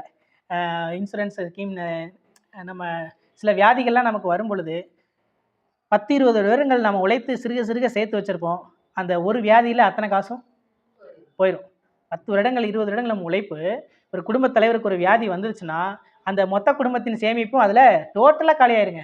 அந்த மாதிரி ஒரு சூழ்நிலையை நம்ம தவிர்க்கணும்னா தேவன் நமக்கு கொடுத்த ஞானத்தை பயன்படுத்தணும். நீங்கள் தாராளமாக மெடிக்கல் இன்சூரன்ஸு எடுத்து வைக்கலாம். மெடிக்கல் இன்சூரன்ஸ் இதெல்லாம் தேவன் நமக்கு கொடுக்கக்கூடிய ஞானம் தான். உலகத்தானே இதெல்லாம் அழகாக மேனேஜ் பண்ணி அழகாக செய்கிறாங்க. ஒரு மெடிக்கல் இன்சூரன்ஸ் எடுத்து வைக்கலாம். இன்னும் சில பேர் நம்ம ப்ரைவேட் இன்சூரன்ஸ் இருக்குது. ப்ரைவேட் இன்சூரன்ஸ் வந்து ப்ரீமியம் அதிகமாக இருக்கும். அதை செய்யாட்டி கூட பரவாயில்ல. கவர்மெண்ட் கொடுக்கக்கூடிய இலவச இன்சூரன்ஸே நிறைய பேர் என்ன பண்ணாமல் இருக்காங்க, அதை குறித்து ஒரு அக்கறையே இருக்க மாட்டேங்குது. ஒரு வியாதின்னு வந்து அங்கே போனால் தான் உங்களுக்கு இன்சூரன்ஸ் கேட்போம். அங்கே தான் திரும்ப திரும்ப அப்படியே முடிச்சுட்டு இருப்போம். இந்த மாதிரி ஒரு முன்னெச்சரிக்கை நடவடிக்கை நம்ம என்ன பண்ணணும், நம்முடைய வாழ்க்கையிலே செஞ்சு வச்சுக்கணும். இதுதான் நம்முடைய பல பிரச்சனைகள்லேருந்து காப்பாற்றும். தேவன் நமக்கு இதுக்குண்ட அறிவை தான் நம்ம கொடுக்குறாரு. முன்னெச்சரிக்கையான செய்ய வேண்டிய காரியங்கள் நம்ம செஞ்சுக்கிட்டே இருக்கணும். அதே போல் தான் டேர்ம் இன்சூரன்ஸ். நீங்கள் வேலை செய்யக்கூடிய குடும்பத் தலைவர்களாக நீங்கள் இருக்கும் பட்சத்திலே நீங்கள் செய்ய வேண்டிய முதலாவது வேலை, எந்த சின்ன அமௌண்ட்டோ பெரிய அமௌண்ட்டோ ஒரு டேர்ம் இன்சூரன்ஸ் நீங்கள் எடுத்து வச்சிடும். நன்றாக வேலை செய்யும்போது ஒரு 10 வருஷம் உங்களால் ப்ரீமியம் கட்ட முடியுமா? கட்டி விட்டுட்டிங்கன்னா உங்களுடைய 80 வயது வரைக்கும் அந்த கவரேஜ் இருக்கும். ஒருவேளை ஏதோ ஒன்று நடந்தால் கூட உங்கள் குடும்பம் பாதிக்கப்படாது.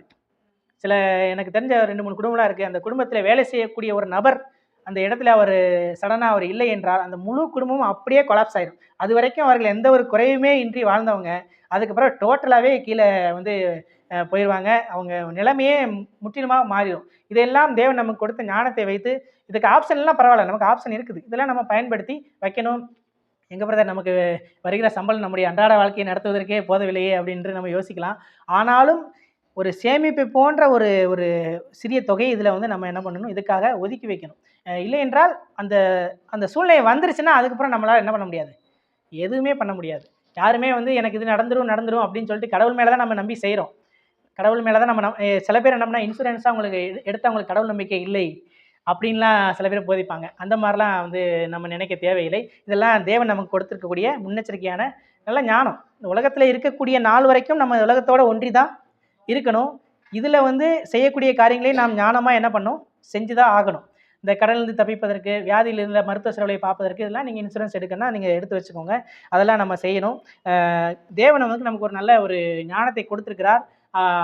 தேவன் கொடுத்த ஞானத்தை நம்ம பயன்படுத்தணும்.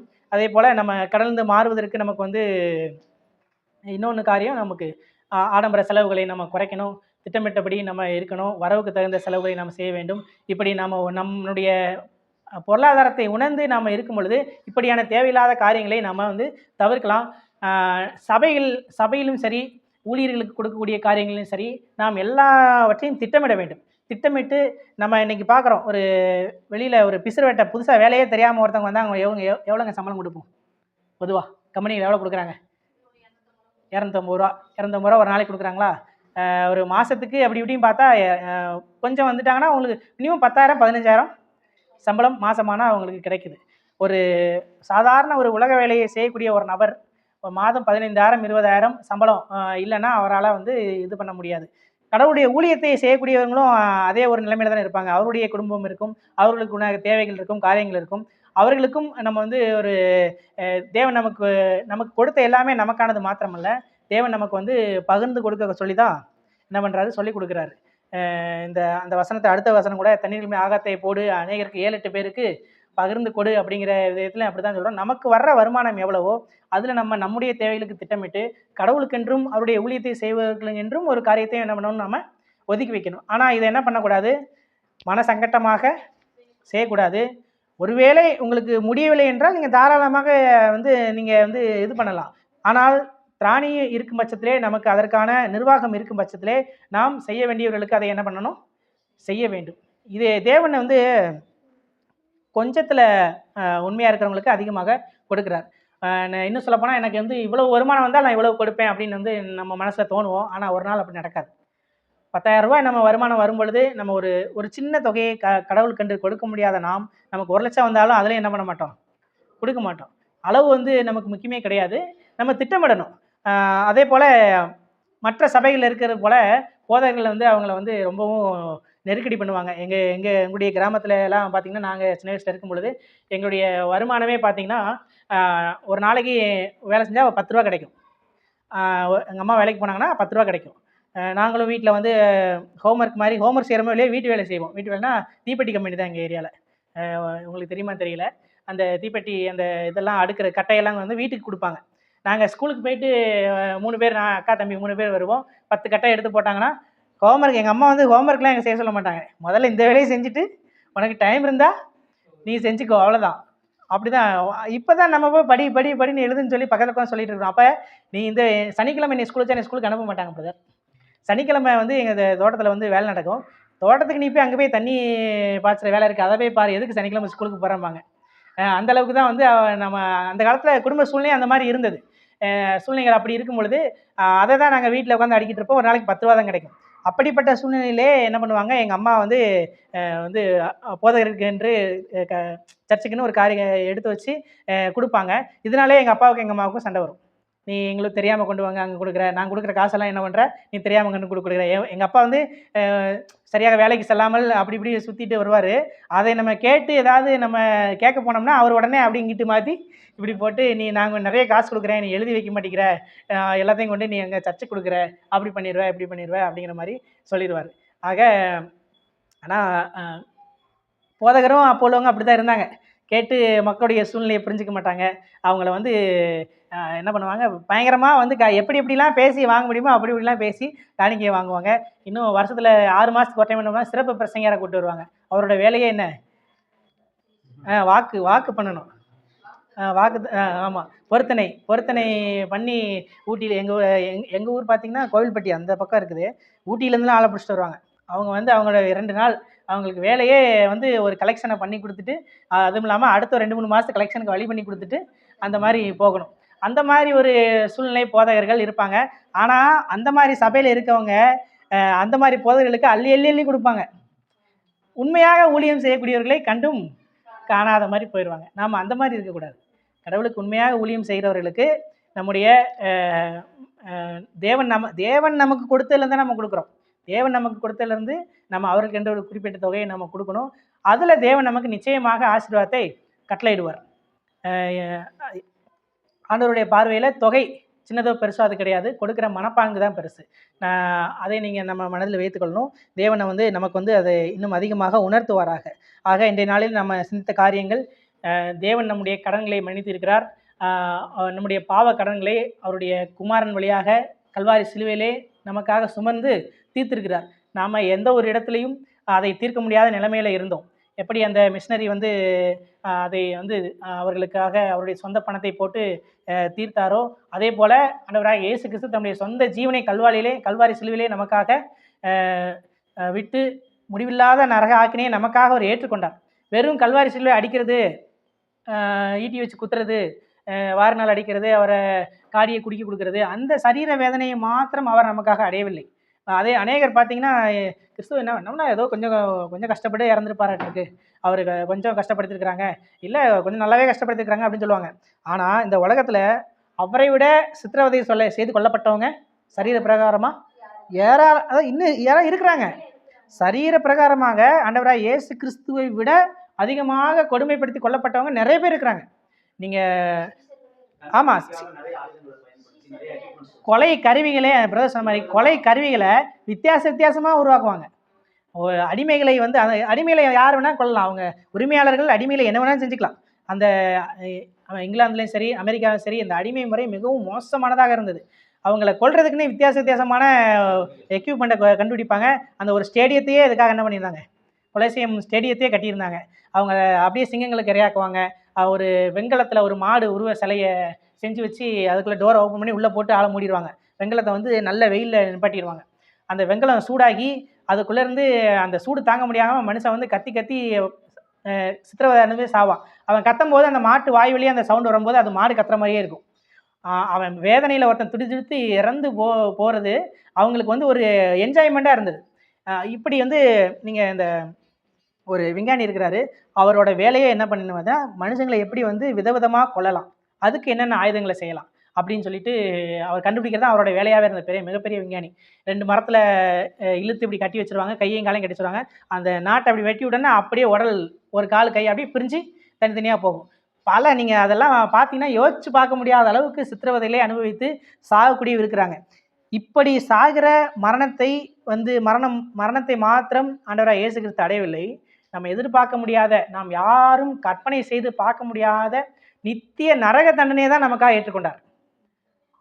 நித்தியமான நரக தண்டனை, அதைத்தான் அவரால் நமக்காக ஏற்றுக்கொண்டு நம்மை விடுதலையாக்கி இருக்கிறார். இந்த உணர்வு நமக்கு வர வேண்டும். இல்லை என்றால் நிச்சயமாக நாம் அந்த தண்டனை எப்படி இருக்குன்னு நம்மளே இப்போ என்ன பண்ணலாம், உணர்ந்து பார்த்துக்க வேண்டியதான். எல்லாருமே ஆண்டவராக இயேசு கிறிஸ்து எப்போ வருவார், நீ எத்தனை வருஷம் கழிச்சு வருவார்னு எல்லாரும் நினைக்கிறீங்க? அவருடைய 2ஆம் வருகை, இல்லை நாம் இயேசு கிறிஸ்துக்கு முன்னாடி நிற்போம் இல்லையா, நியாய தீர்ப்புக்கு போய் நிற்போம். அது நீ எத்தனை வருடங்கள் நடக்கலான்னு ஒரு கெஸ் இருக்கும் இல்லையா? இல்லை, நமக்கு வெளிப்படுத்தின விசேஷம்லாம் நீங்கள் தொடர்ந்து தியானிக்கிறீங்க, அதில் ஒவ்வொரு டைம் பீரியடாக வந்துக்கிட்டே இருக்கும்.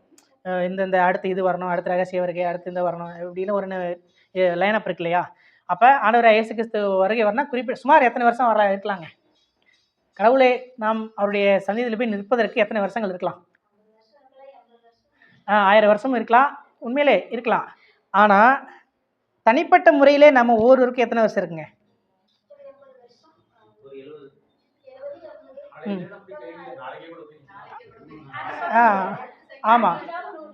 ஆமாம். இப்போ 2 பேர் வியாதி, ஒருத்தர் கோமாவில் இருக்கிறாருன்னு வச்சுக்கலாம்.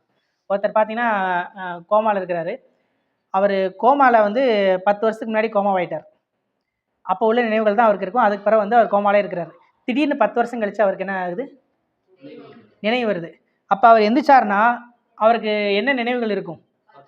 10 வருஷத்துக்கு முன்னாடி என்ன நடந்ததோ அடுத்த செகண்ட்ல இருந்து அவர் என்ன பண்ணுவார், எந்திப்பார். இடைப்பட்ட காரியங்கள்லாம் அவருக்கு என்ன பண்ணு, 0, ஒன்றுமே கிடையாது, எதுவுமே இல்லை. அப்படி இங்கே முடிச்சு இங்கே தான் ஆரம்பிக்கிறார் அவர். அவருக்கு வந்து இது அடுத்தடுத்த ஸ்டெப் மாதிரி தான் தோணுமே ஒழிய இவ்வளோ இடையில இவ்வளோ காலங்கள் இருந்தது அப்படின்னு அவருக்கு தெரியாது. அதே போல தான் நம்முடைய மரணம் எப்பொழுது நமக்கு வருகிறதோ, மரணம் வந்து அடுத்த நொடி நம்ம எங்கே போய் நிற்போம்? ஆண்டவருடைய சமூகத்தில் தான் போய் நிற்போம். 1000 வருடத்துக்கு முன்னாடி செத்தவரும் இன்னும் 1000 கழித்து, ஒருவேளை கருடைய வருகை தாமதமானால் இன்னும் 1000 வருடம் கழித்து ஒருவர் செத்தாலும் இந்த இடையில 2000 வருடம் இருக்கு இல்லையா, இந்த 2000 வருடமும் இவர் என்ன பண்ணுவார், ஆழ்ந்த உறக்கத்தில் தான் இருப்பார், நினைவு இல்லாமல் தான் இருப்பார். நினைவு இல்லாமல் இருப்பார். செத்த அடுத்த செகண்ட் என்ன பண்ணுவார், அவர் அங்கே வந்து நிற்பார். இன்னும் 1000 வருஷம் கழிச்சு சாகிறவரும் அடுத்த செகண்ட் என்ன பண்ணுவார், அவனுடைய சமூகத்தில் நிற்பார். நாளைக்கே நாம் ஒரு வேளை இறந்தாலும் நம்மளும் அடுத்த செகண்ட் என்ன பண்ணுவோம், அங்கே நிற்போம். தனிப்பட்ட முறையில் வருவோம். இப்போது அம்மா இருக்காங்க, நல்ல நீடித்த ஆயுள் இருக்குது அம்மாவுக்கு. 80 வருடங்கள் 70 வருடங்கள் இருக்குது. நமக்கு எல்லா 10 வருட குழந்தையிலேருந்து எல்லா வயதுலையும் நம்ம இங்கே இருக்கிறோம். ஒருவேளை நாம் நம்முடைய இன்னும் 5 வருடங்கள் கழித்து நான் மறித்தாலும் அடுத்த செகண்ட் என்ன பண்ணுவேன், அங்கே போய் நிற்பேன். 1 வருடம் கழிச்சு மறிச்சாலும் அங்கே தான் நிற்போம். எல்லாருக்கும் அவருடைய மரண காலம் தான் ஆண்டவருடைய வருகை காலம். சரிங்களா? நமக்கு தனிப்பட்ட முறையில் ஆண்டவரை சந்திப்பதற்குண்டான காலம் நம்முடைய இந்த ஆயுள் காலம்தான். ஆனால் இந்த இதில் தான் ஒரு ட்விஸ்ட் இருக்குது. இந்த ஆயுள் காலம் எவ்வளோ நாள் என்று தெரியாது. நாளை நடக்கலாம், இன்று நடக்கலாம், 4 வருஷம் கழிச்சு நடக்கலாம், 40 வருஷம் கழிச்சு நடக்கலாம். ஆக கர்த்தரை சந்திப்பதற்கு நமக்கு வந்து எங்கேயோ இருக்குது, இன்னும் சபை எடுத்துக்கொள்ளப்படலை, இன்னும் ரகசிய வருகை வரல, அதனால் இன்னும் நிறைய நாள் இருக்குது, இன்னும் ராஜ்யங்கள் வந்து எழும்பலை, இன்னும் சண்டைகள் வரல, இன்னும் தேவாலயம் கட்டலை, அதனால் இன்னும் நமக்கு நிறைய நாள் இருக்காட்டிருக்கு, இன்னும் எனக்கு தெரிஞ்சு இன்னும் 200 300 வருடங்கள்லாம் ஆக மாட்டிருக்கு அப்படின்னு நம்ம சிந்தையில் சிந்திச்சு கொண்டு போனோம்னா அதுக்கு அவசியமே கிடையாது. ஏனென்றால் கர்த்தரை சந்திப்பதற்கு நம்முடைய மறுநாள் வரை தான் நமக்கு டைம். ஆனால் அது நமக்கு எப்போனே தெரியாது. ஆக இதெல்லாம் நம்ம உணர்ந்து தான் மிகப்பெரிய ஆபத்திலே நம்ம இருக்கிறோம் என்பதை உணர்ந்து தான் நம்ம கடவுளுக்கு கீழ்ப்படிங்க, எப்படியாவது அவருக்குள்ளே வந்துருங்க, அவரை நேசிங்க. அவர் வந்து யாருமே வந்து அவரை விட்டு நரகத்துக்கு போகணுன்றோ அவரை போகணும் யாரையும் விரும்பக்கூடிய கிடையாது. அவர் நமக்கு நீடித்த பொறுமையுடையவராக மேல் செயல்பட்டு வருகிறார். இன்னும் சொல்லப்போனால் கடவுளை அறியாதவங்க கடவுளை அறிஞ்சவங்க சில நேரம் அதிக வயசுலவங்களாக இருப்பாங்க. அப்போ சொல்லுவாங்க, இன்னும் இவங்களும் நல்லா வாழ்கிறாங்க, நம்மளை விட அதிக நாட்களே வாழ்கிறாங்க, எந்த ஒரு குறையும் இல்லாமல் வாழ்கிறாங்க, இன்னும் பெரிய கடவுளே இல்லைன்னு சொன்னால் பெரியார். அவரெல்லாம் பார்த்தீங்கன்னா நல்ல தள்ளாத வயது வரைக்கும் இருந்து அதுக்கு பிறகு தான் மரிச்சு போனார் அப்படின்னு நம்ம ஆயுள்லாம் அதிகமாக கிடைக்குது அப்படின்னு சொல்லி யோசிக்கலாம். கடவுள் ஆண்டவராக இயேசு கிறிஸ்து வேதத்தில் அப்படி தான் சொல்கிறாரு. அவர் இன்னும் அதிகமான வாய்ப்புகளை என்ன பண்ணுறாரு அவங்களுக்கு கொடுத்துக்கிட்டே இருக்கிறார். அந்த ஆயுஷ்னால எப்படியாவது மனம் திரும்பி வரமாட்டாங்களா? நீதிமான் சீக்கிரம் சேர்த்துட்டா அவருக்கு சந்தோஷம் தான். ஏன்னா அவன் வந்து நீதிமான் வந்து அவரோட கூட வந்துடுவார். ஆனால் அவர் துன்மார்க்கர் சாகிறதுல அவருக்கு விருப்பம் கிடையாது. அதனாலே என்ன பண்ணுறாரு, சில துன்மார்க்கர்களுக்கு அதிகமான ஆயுளை கொடுத்து கொண்டே இருக்கிறார். இப்படிலாம் இருக்குது. இதெல்லாம் நம்ம மனதில் வைத்துக்கொண்டு இந்த கிறிஸ்தவ இந்த வேதம் அந்த நம்ம முழுமையாக அதை வாசிக்க நம்ம பல விஷயங்களை வந்து நமக்கு வந்து ஒழுங்குபடுத்தி கொண்டே இருக்கும்.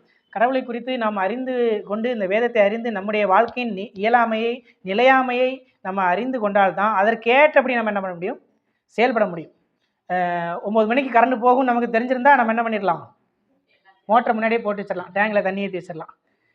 எப்போ கரண்ட் போகனே தெரியாது, என்ன பண்ணுவீங்க, எந்த நேரமும் டேங்கை ஃபுல்லாக வைக்கணும், காலியாக ஏற்றி வச்சுட்டே இருக்கணும். அதுதான் சிம்பிள், அதுதான். ஆக நம்முடைய வாழ்நாட்கள் எப்பொழுது முடியும் என்று நமக்கு தெரியாதனால நாம் எப்பொழுதுமே கர்த்தரை சந்திக்க ஆயத்தமுடையவர்களாகவே இருக்க வேண்டும். அதற்கென்று தான் நமக்கு கரங்களிலே வேத புஸ்தகத்தை கொடுத்திருக்கிறார். பலருக்கு இது கிடைக்காத ஒரு பொக்கிஷம் இது. அன்றைக்கு சுருள் தேவாலயத்தில் மாத்திரம்தான் இருக்கும், பிரசங்கிகள் மாத்திரம்தான் பிரசங்கம் பண்ணுவாங்க. அதற்கு அடுத்தபடியாக அரண்மனைகளில் இருந்தது. அதுக்கு அடுத்தபடியாக எபிரேய மொழிகளில் கிரேக்க மொழிகளில் மாத்திரம்தான் இருந்தது. இன்னும் ஆனால் இன்றைக்கி நம்முடைய தமிழிலே எந்த வேதம் வந்து இல்லாத மொழியே கிடையாது அப்படிங்கிற மாதிரி அந்த அளவுக்கு ஆயிடுச்சு. ஒருவேளை இந்த அளவுக்கு ஆனதாக என்னமோ நமக்கு இதோட அருமை தெரியவில்லை. நம்முடைய கரங்களே நம்ம கையில் ஒரு பொக்கிஷத்தை வச்சுருந்தோன்னா அதோட அருமை நமக்கு என்ன பண்ண மாட்டேங்குது, தெரிய மாட்டேங்குது. நம்ம நித்திய ஜீவன் உண்டு சொல்கிறார்ல, நித்திய ஜீவன் உண்டுன்னு சொல்லி இதை நம்புறீங்க இல்லையா? அப்போ இதை நீங்கள் ஆராய்ஞ்சு பாருங்கள். இதனால் உங்களுக்கு நித்திய ஜீவன் வரும்னு சொல்கிறோம் இல்லையா, நம்புகிறோம் இல்லையா? அப்போ இதை என்ன பண்ணுவோம், ஆராய்ந்து பார்ப்போம். இதை ஆராய டே டு டே லைஃப்பில் நம்ம எப்படிலாம் இருக்கணும் அப்படின்னு இந்த வேதம் நமக்கு போதிக்கக்கூடியதாகவே இருக்கும். கடவுள் எப்படி தான் நம்மகிட்ட பேசுவார்னா இதன் மூலமாக தான் பேசுவார். இதன் மூலமாக பேசுவார். நம்ம வேதத்தை வாசிக்க சில நேரங்களில் அந்த டைமில் நமக்கு வந்து அது உணர்வாக கொடுக்காது. ஆனால் எங்கேயோ வண்டி ஓட்டிகிட்டு இருப்போம், எங்கேயோ ஒன்று போயிட்டுருப்போம், சடனாக ஒரு ஸ்ட்ரைக் ஆகும். இந்த வசனங்க, ஓ இதுதான் இப்படியா அப்படின்னு வசனத்தின் மூலமாக தான் பரிசுத்த ஆவியானவர் நம்மோடு இடைப்படுவார்.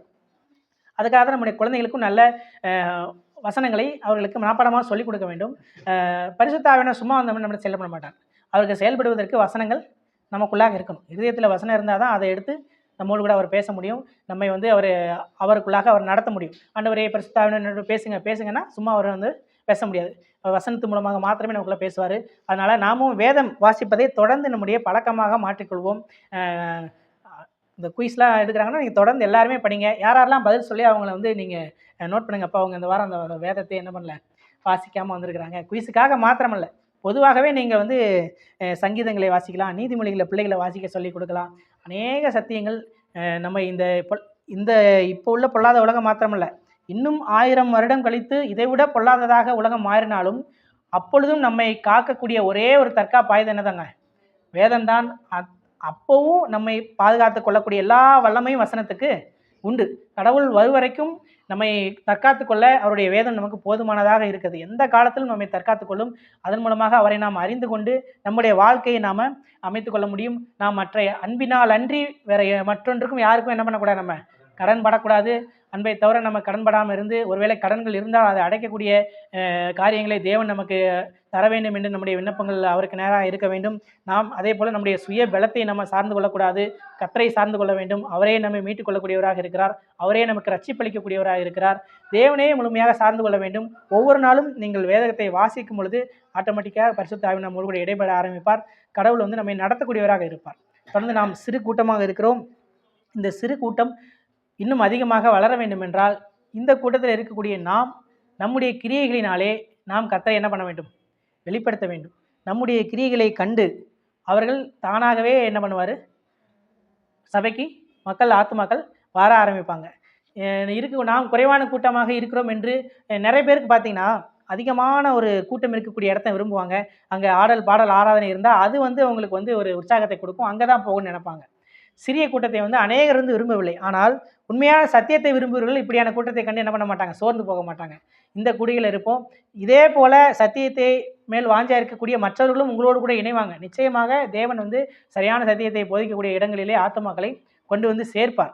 அவர் அப்படி ஆத்துமாக்கள் வரும்பொழுது தேவன் நமக்கு மன்னித்தது போல அவர்களை மன்னித்திருக்கிறார் என்று எந்த வகையிலும் நாம் மற்றவர்களுக்கு இடையூறு இல்லாதவர்களாக இருக்க வேண்டும். வசனத்தில் அப்படி தான் சொல்லுது, இடர்கள் இல்லாமல் இருப்பது வந்து கூடாத காரியம், ஆனாலும் எவனால் வருகிறதோ அவனுக்கு ஐயோ. இது எல்லா காரியத்துக்கும் நம்ம பொருந்தி பார்த்துக்கலாம். கடவுளிடத்திலே மற்றவர்கள் சேருவதற்கு நாம் எந்த வகையிலும் இடையூறு இல்லாதவர்களாக இருக்க வேண்டும். நம்முடைய தனிப்பட்ட காரியங்களிலும் நாம் நம்முடைய வேலை ஸ்தலங்களிலும் கர்த்தருடைய வார்த்தைக்கு நாம் செவி கொடுத்து நம்முடைய கிரியைகளினாலே நாம் அவரை மகிமைப்படுத்துவோம் என்றால் ஆட்டோமேட்டிக்காக நம்மை பார்த்து மற்றவர்களும் இந்த தேவனை தேடி வருவாங்க. அதற்கு நாம் தான் ஒரு வாய்க்காலாக இருக்க வேண்டும். எப்படி ஒரு ரிங்கல் தொப்பை வந்து அநேகருக்கு ஆண்டவருக்குள்ளாக வருவதற்கு ஒரு வாய்ப்பாக ஒரு வடிகாலாக இருந்தாரோ அதே போல் நாமும் ஒரு சிலரையாவது என்ன பண்ண முடியும்? ஆண்டவருக்குள்ளாக கொண்டு வர முடியும்.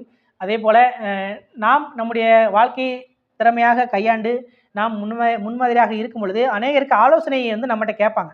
எப்படி உங்களுக்கு இவ்வளோ பிரச்சனைகள் இருந்தது, எப்படி நீங்கள் இதுலேருந்து விடுபட்டு வந்தீங்க அப்படின்னு சொல்லும்போது அதுதான் உங்களுக்கு சுவிசேஷம் அறிவிக்கக்கூடிய ஒரு இடம். கர்த்தரை குறித்து அவர்களுக்கு கற்றுக்கக்கூடிய இடமாக இது. நம்ம போய் நான் எங்கே போய் சுவிசேஷத்தை அறிவிக்கிறேன், நீங்கள் எங்கேயுமே அறிவிக்க வேண்டாம். நீங்கள் உங்கள் காரியங்களை சரிப்படுத்துனீங்கன்னா ஆண்டவர் அதற்கென்ற ஒரு வழியை திறந்து கொடுப்பார். அவர்களாகவே வந்து கேட்பாங்க எப்படி அப்படின்னு. அப்போது வந்து நீங்கள் என்ன பண்ணலாம்? நாங்கள் இந்த தேவனை நம்புகிறோம், அவர் எங்களை இப்படி இவ்வண்ணமாக அறிந்து வைத்திருக்கிறார், அவர் எங்களுக்கு இப்படியாக வாழ சொல்லியிருக்கிறார், இதையெல்லாம் எங்களை செய்ய சொல்லியிருக்கிறாரு அப்படின்னு நம்ம கடவுளை குறித்து சொல்லலாம். அவர் எங்களுக்கு மன்னித்திருக்கிறாரு, அடிமையாக இருக்கு, இதெல்லாம் குறித்தும் நம்ம வந்து அவங்களுக்கு நம்ம சொல்லி நம்ம அவர்களை கடவுளுக்குள்ளாக நடத்த முடியும். ஆக நம்ம தேவன் நம்மை மன்னித்தது போல நாமும் மற்றவர்களை மன்னிப்போம். மற்றவர்கள் கடவுள் மன்னிப்பை பெறுவதற்கு நாம் ஒரு வழி வாய்க்கால்களாக அவர்கள் இருப்போம். கடவுள் நம்ம எந்த நேரமும் கைவிடாதவர், நம்ம எந்த நேரமும் அறிந்து வைத்திருக்கார் என்பதை ஆழ்மனதில் நாம் எப்போதும் நிலைநிறுத்தி வச்சிருப்போம். சங்கீதம் 139 நம்ம அனைவருமே மனப்பாடமாக அந்த அதிகாரங்களை நாம் தெரிந்து வைத்து கொண்டு தேவன் நம்மை அறிந்திருக்கிறார் என்பதை நம்முடைய குழந்தைகளுக்கும் கற்றுக் கொடுத்து அவர்களையும் கர்த்தருக்குள்ளாக வளர்ப்போம். இஸ்ரவேல் ஜனங்களில் பார்க்கும் பொழுது நீ ஒவ்வொரு வருஷம் இந்த பஸ்காவை அடித்து புசி அப்படின்னு சொல்கிறாரு. நீ கைகளில் வந்து பார்த்தீங்கன்னா சில காரியங்களை பண்ண சொல்கிறாரு. ஏன் ஆண்டவரே அப்படின்னு கேட்கும் பொழுது, நீ இன்னைக்கு பண்ணிடுவேன், நான் செஞ்ச காரியங்கள்லாம் உனக்கு ஞாபகம் இருக்குது, இன்னும் 500 வருஷம் கழிச்சு வரக்கூடிய ஒன்று சந்ததிக்கு இதெல்லாம் அவங்க நேரடியாக பார்க்கல. ஆனால் என்ன பண்ணும், இதெல்லாம் எதுக்குன்னு அவங்க உன்ட்ட கேட்பாங்க. அப்போ நீ தேவன் நமக்கு செய்த காரியங்கள் எல்லாம் நீ சொல்லணும். எகிப்தில் நம்ம எப்படி இருந்தோம், அவர் நம்மளை எப்படி கொண்டு வந்தார், எப்படி நம்ம விடுதலை ஆக்கினார், எல்லாரும் சொல்லணும் அப்படின்னு சொல்கிறது போல் நம்முடைய குழந்தைங்களுக்கு இப்போவே கற்றுக் கொடுக்கணும். சில காரியங்களை கற்றுக் கொடுத்து அவர்களாக சில கேள்வி, ஏன் இது நம்ம செய்கிறோம், ஏன் இது நீங்கள் இப்படி சொல்கிறீங்க அப்படின்னு கேட்கும் பொழுது அப்போ நம்ம வந்து குழந்தைங்களுக்கு வசனத்தை நம்ம வந்து அவர்களை அடித்து இந்த மாதிரி நம்ம கற்றுக் கொடுக்கவே கூடாது. வசனத்தை வந்து சொல்லி அவர்களுக்கு அந்த கருத்தை, ஒரு வசனத்தை சொல்லி அதோட கருத்தை நீங்கள் சொல்லும் பொழுது அவங்களுக்கே வந்து கேள்விகள் உண்டாகும். ஏன் கர்த்தர் இப்படி சொல்லியிருக்கிறாரு, எதுக்காக எதுக்கு நம்ம கேள்வி கேட்கும் பொழுது அடுத்தடுத்த வசனங்களை அவங்க மேற்கோள் காமிச்சு அவர்களை பழக்க வைக்க முடியும். இப்போ என்னுடைய குழந்தைகள் 2 பேர் இருக்கிறாங்க. அவங்களுக்கு என்ன பண்ணுவேன், நான் ப்ரேயர் பண்ண சொல்லுவோம். ப்ரேயர் பண்ண டெய்லி ஸ்கூலுக்கு பைக்கில் போகும்போதே வந்து ப்ரேயர் பண்ணுங்கன்னு சொல்லிடுவேன். என் பையன் என்ன பண்ணுவான், அவன் ஒரு 4 வாரத்தில் கடகடன்னு சொல்லி முடிச்சிருவான். 2வது பிள்ளை பார்த்தீங்கன்னா ஸ்டார்ட் பண்ணி விட்டால் போதும், நீ நிறுத்துமா அப்படின்னு சொல்கிற வரைக்கும் ப்ரேயர் பண்ணிக்கிட்டே இருப்பான். அவர் ப்ரேயர் பண்ணுறதை கேட்க நமக்கு வந்து அவ்வளோ ஆசையாக இருக்கும். கேட்டிங்கன்னா அப்படி இங்கே ஆரம்பித்து எல்லாத்துக்காகவும் ப்ரேயர் பண்ணி இன்றைக்கி ஸ்கூல் வரைக்கும் போயிட்டு பயங்கரமாக ப்ரேயர் பண்ணி நானே கேட்டு வண்டி நிறுத்தணுங்கிற சூழ்நிலை வந்தோன்னே ஏசு நாமத்தில் பிதாவே அப்படிமா அதுக்கப்புறம் தான் ஆமேன்னு சொல்லி முடிச்சிருவான். அந்த அளவுக்கு வந்து அதே போல் நம்ம குழந்தைகளே பழக்க வைக்கணும். அவங்க ப்ரேயர் பண்ணும்போது நம்ம கிண்டல் பண்ணக்கூடாது. அவங்கள என்கரேஜ் பண்ணணும். இந்தந்த வார்த்தைகள சொல்லணுங்க. இந்த வார்த்தை அதாவது குறிப்பிட்ட மந்திர வார்த்தைகள் நமக்கு கிடையாது. அனுதினமும் டே டு டே லைஃப்ல நமக்கு என்ன தேவையோ அதை சொல்லியே குழந்தைகள ப்ரேயர் பண்ணணும். இன்னைக்கு நீ குழந்தைகள் ப்ரேயர் பண்ணும்போது வேதத்தின்படி நீ இப்படி சொல்லணும், அப்படி அப்படிலாம் சொல்ல வேண்டாம். சாதாரணமா ஆண்டவரே இன்னைக்கு நாங்க ஸ்கூலுக்கு போறோம். எங்கள போகும்போது பாதுகாத்துக் கொள்ளுங்க. இன்னைக்கு எங்களுக்கு ஒரு எக்ஸாம் இருக்கு. நாங்க எழுதும்போது நாங்க படிச்சது ஞாபகத்துக்கு வரணும். டீச்சர் சொல்லிக் கொடுத்தத நாங்க நல்லா கவனிக்கணும். நாங்க எந்த இடத்துலயும் வந்து விளையாடும் போதும் விழுந்துறக்கூடாது. நாங்க போகும்போது கவனமா போகணும், வரணும். இந்த மாரி சாதாரண அவங்க லைஃப்ல என்னென்ன காரியங்கள் இருக்குதோ, அத சொல்லியே அவங்கள ப்ரேயர் பண்ண வைங்க. அ ஏ பாப்பா சொல்லுவா, "ஏசப்பா உங்கள எனக்கு ரொம்ப பிடிக்கும். நீங்க தான் என்ன பார்த்துக்கணும்." அப்படின்னு வந்து அப்படியே மழலை மொழியில அவரே சொல்லிட்டே போகும்போது, அத கேட்க வந்து நமக்கு வந்து அந்த அளவுக்கு இந்த பழக்கங்கள் தான் அவங்களுக்கு வரும்போது வந்து ஒரு அ பழக்கமாகவே மாறும். குழந்தைங்களுக்கு வசனம் படிக்கிறதையும், மனப்பாடம் பண்ணுறதையும் அவர்களுக்கு கடுமைப்படுத்தி அடிக்கலனா முட்டிக்கால் போட படிக்கலனா முட்டிக்கால் போட வைப்பேன். நாங்கலாம் உப்பு கல்ல முட்டிக்கால் போட்டோம். அப்படியெல்லாம் சோறு குடுக்க மாட்டேன். இதெல்லாம் நீங்க அந்த மாரி சொல்லாம, குடும்பத்தினரோடு உட்கார்ந்து நம்ம அவர்களுக்கு முன்பாக நாமும் ஒரு வசனத்த வச்சு, அந்த வசனத்த அவங்களுக்கு புரிய வச்சு, அவங்களுக்கு சொல்லிக் குடுத்து, அவங்கள வளர்க்கணும். நீதிமொழிகள அநேகம் கற்றுக் கொடுங்க. சங்கீதத்தில இந்த மாரி காரியங்கள கற்றுக் கொடுங்க. கடவுளை குறித்து அவங்கள்ட்ட ஜாலியா பேசுங்க. அவங்களையும் பேச வச்சுட்டு, அவங்களோடு இடைப்பட்டு நம்ம பேசும்பொழுது, அவர்கள் சீக்கிரமாவே கடவுளை குறித்து அறிந்து கொள்வாங்க. வரக்கூடிய காலங்களிலே தேவன் அவர்களை பாதுகாத்து வழிநடத்த வேண்டும். அதற்கு ஒரே வழி நாம் வேதத்தை அவர்களுக்கு கற்றுக் கொடுக்க வேண்டியதுதான். நாம செய்ய வேண்டிய காரியங்களை நாம செய்யணும். செய்தால் மாத்திரமே வந்து கடவுள் நம்முடைய சந்ததியை காப்பாற்றுவார். அவர்களுக்காகவும் நாம வெறுமனே என்னுடைய மகனுக்காக உபவாசம், கண்ணீர் சிந்தி ஜெபிக்கிறேன். எல்லாம் ஜெபிக்கலாம், தவறே கிடையாது. ஆனால் செய்ய வேண்டியதை என்ன பண்ணணும்? முதல்ல செய்யணும். முதல் காரியங்களை நாம் செய்ய வேண்டிய காரியங்களை செய்துவிட்டு, பின்னர் நாம் ஜெபிக்க வேண்டும். நிச்சயமாக ஜெபிக்க வேண்டும்.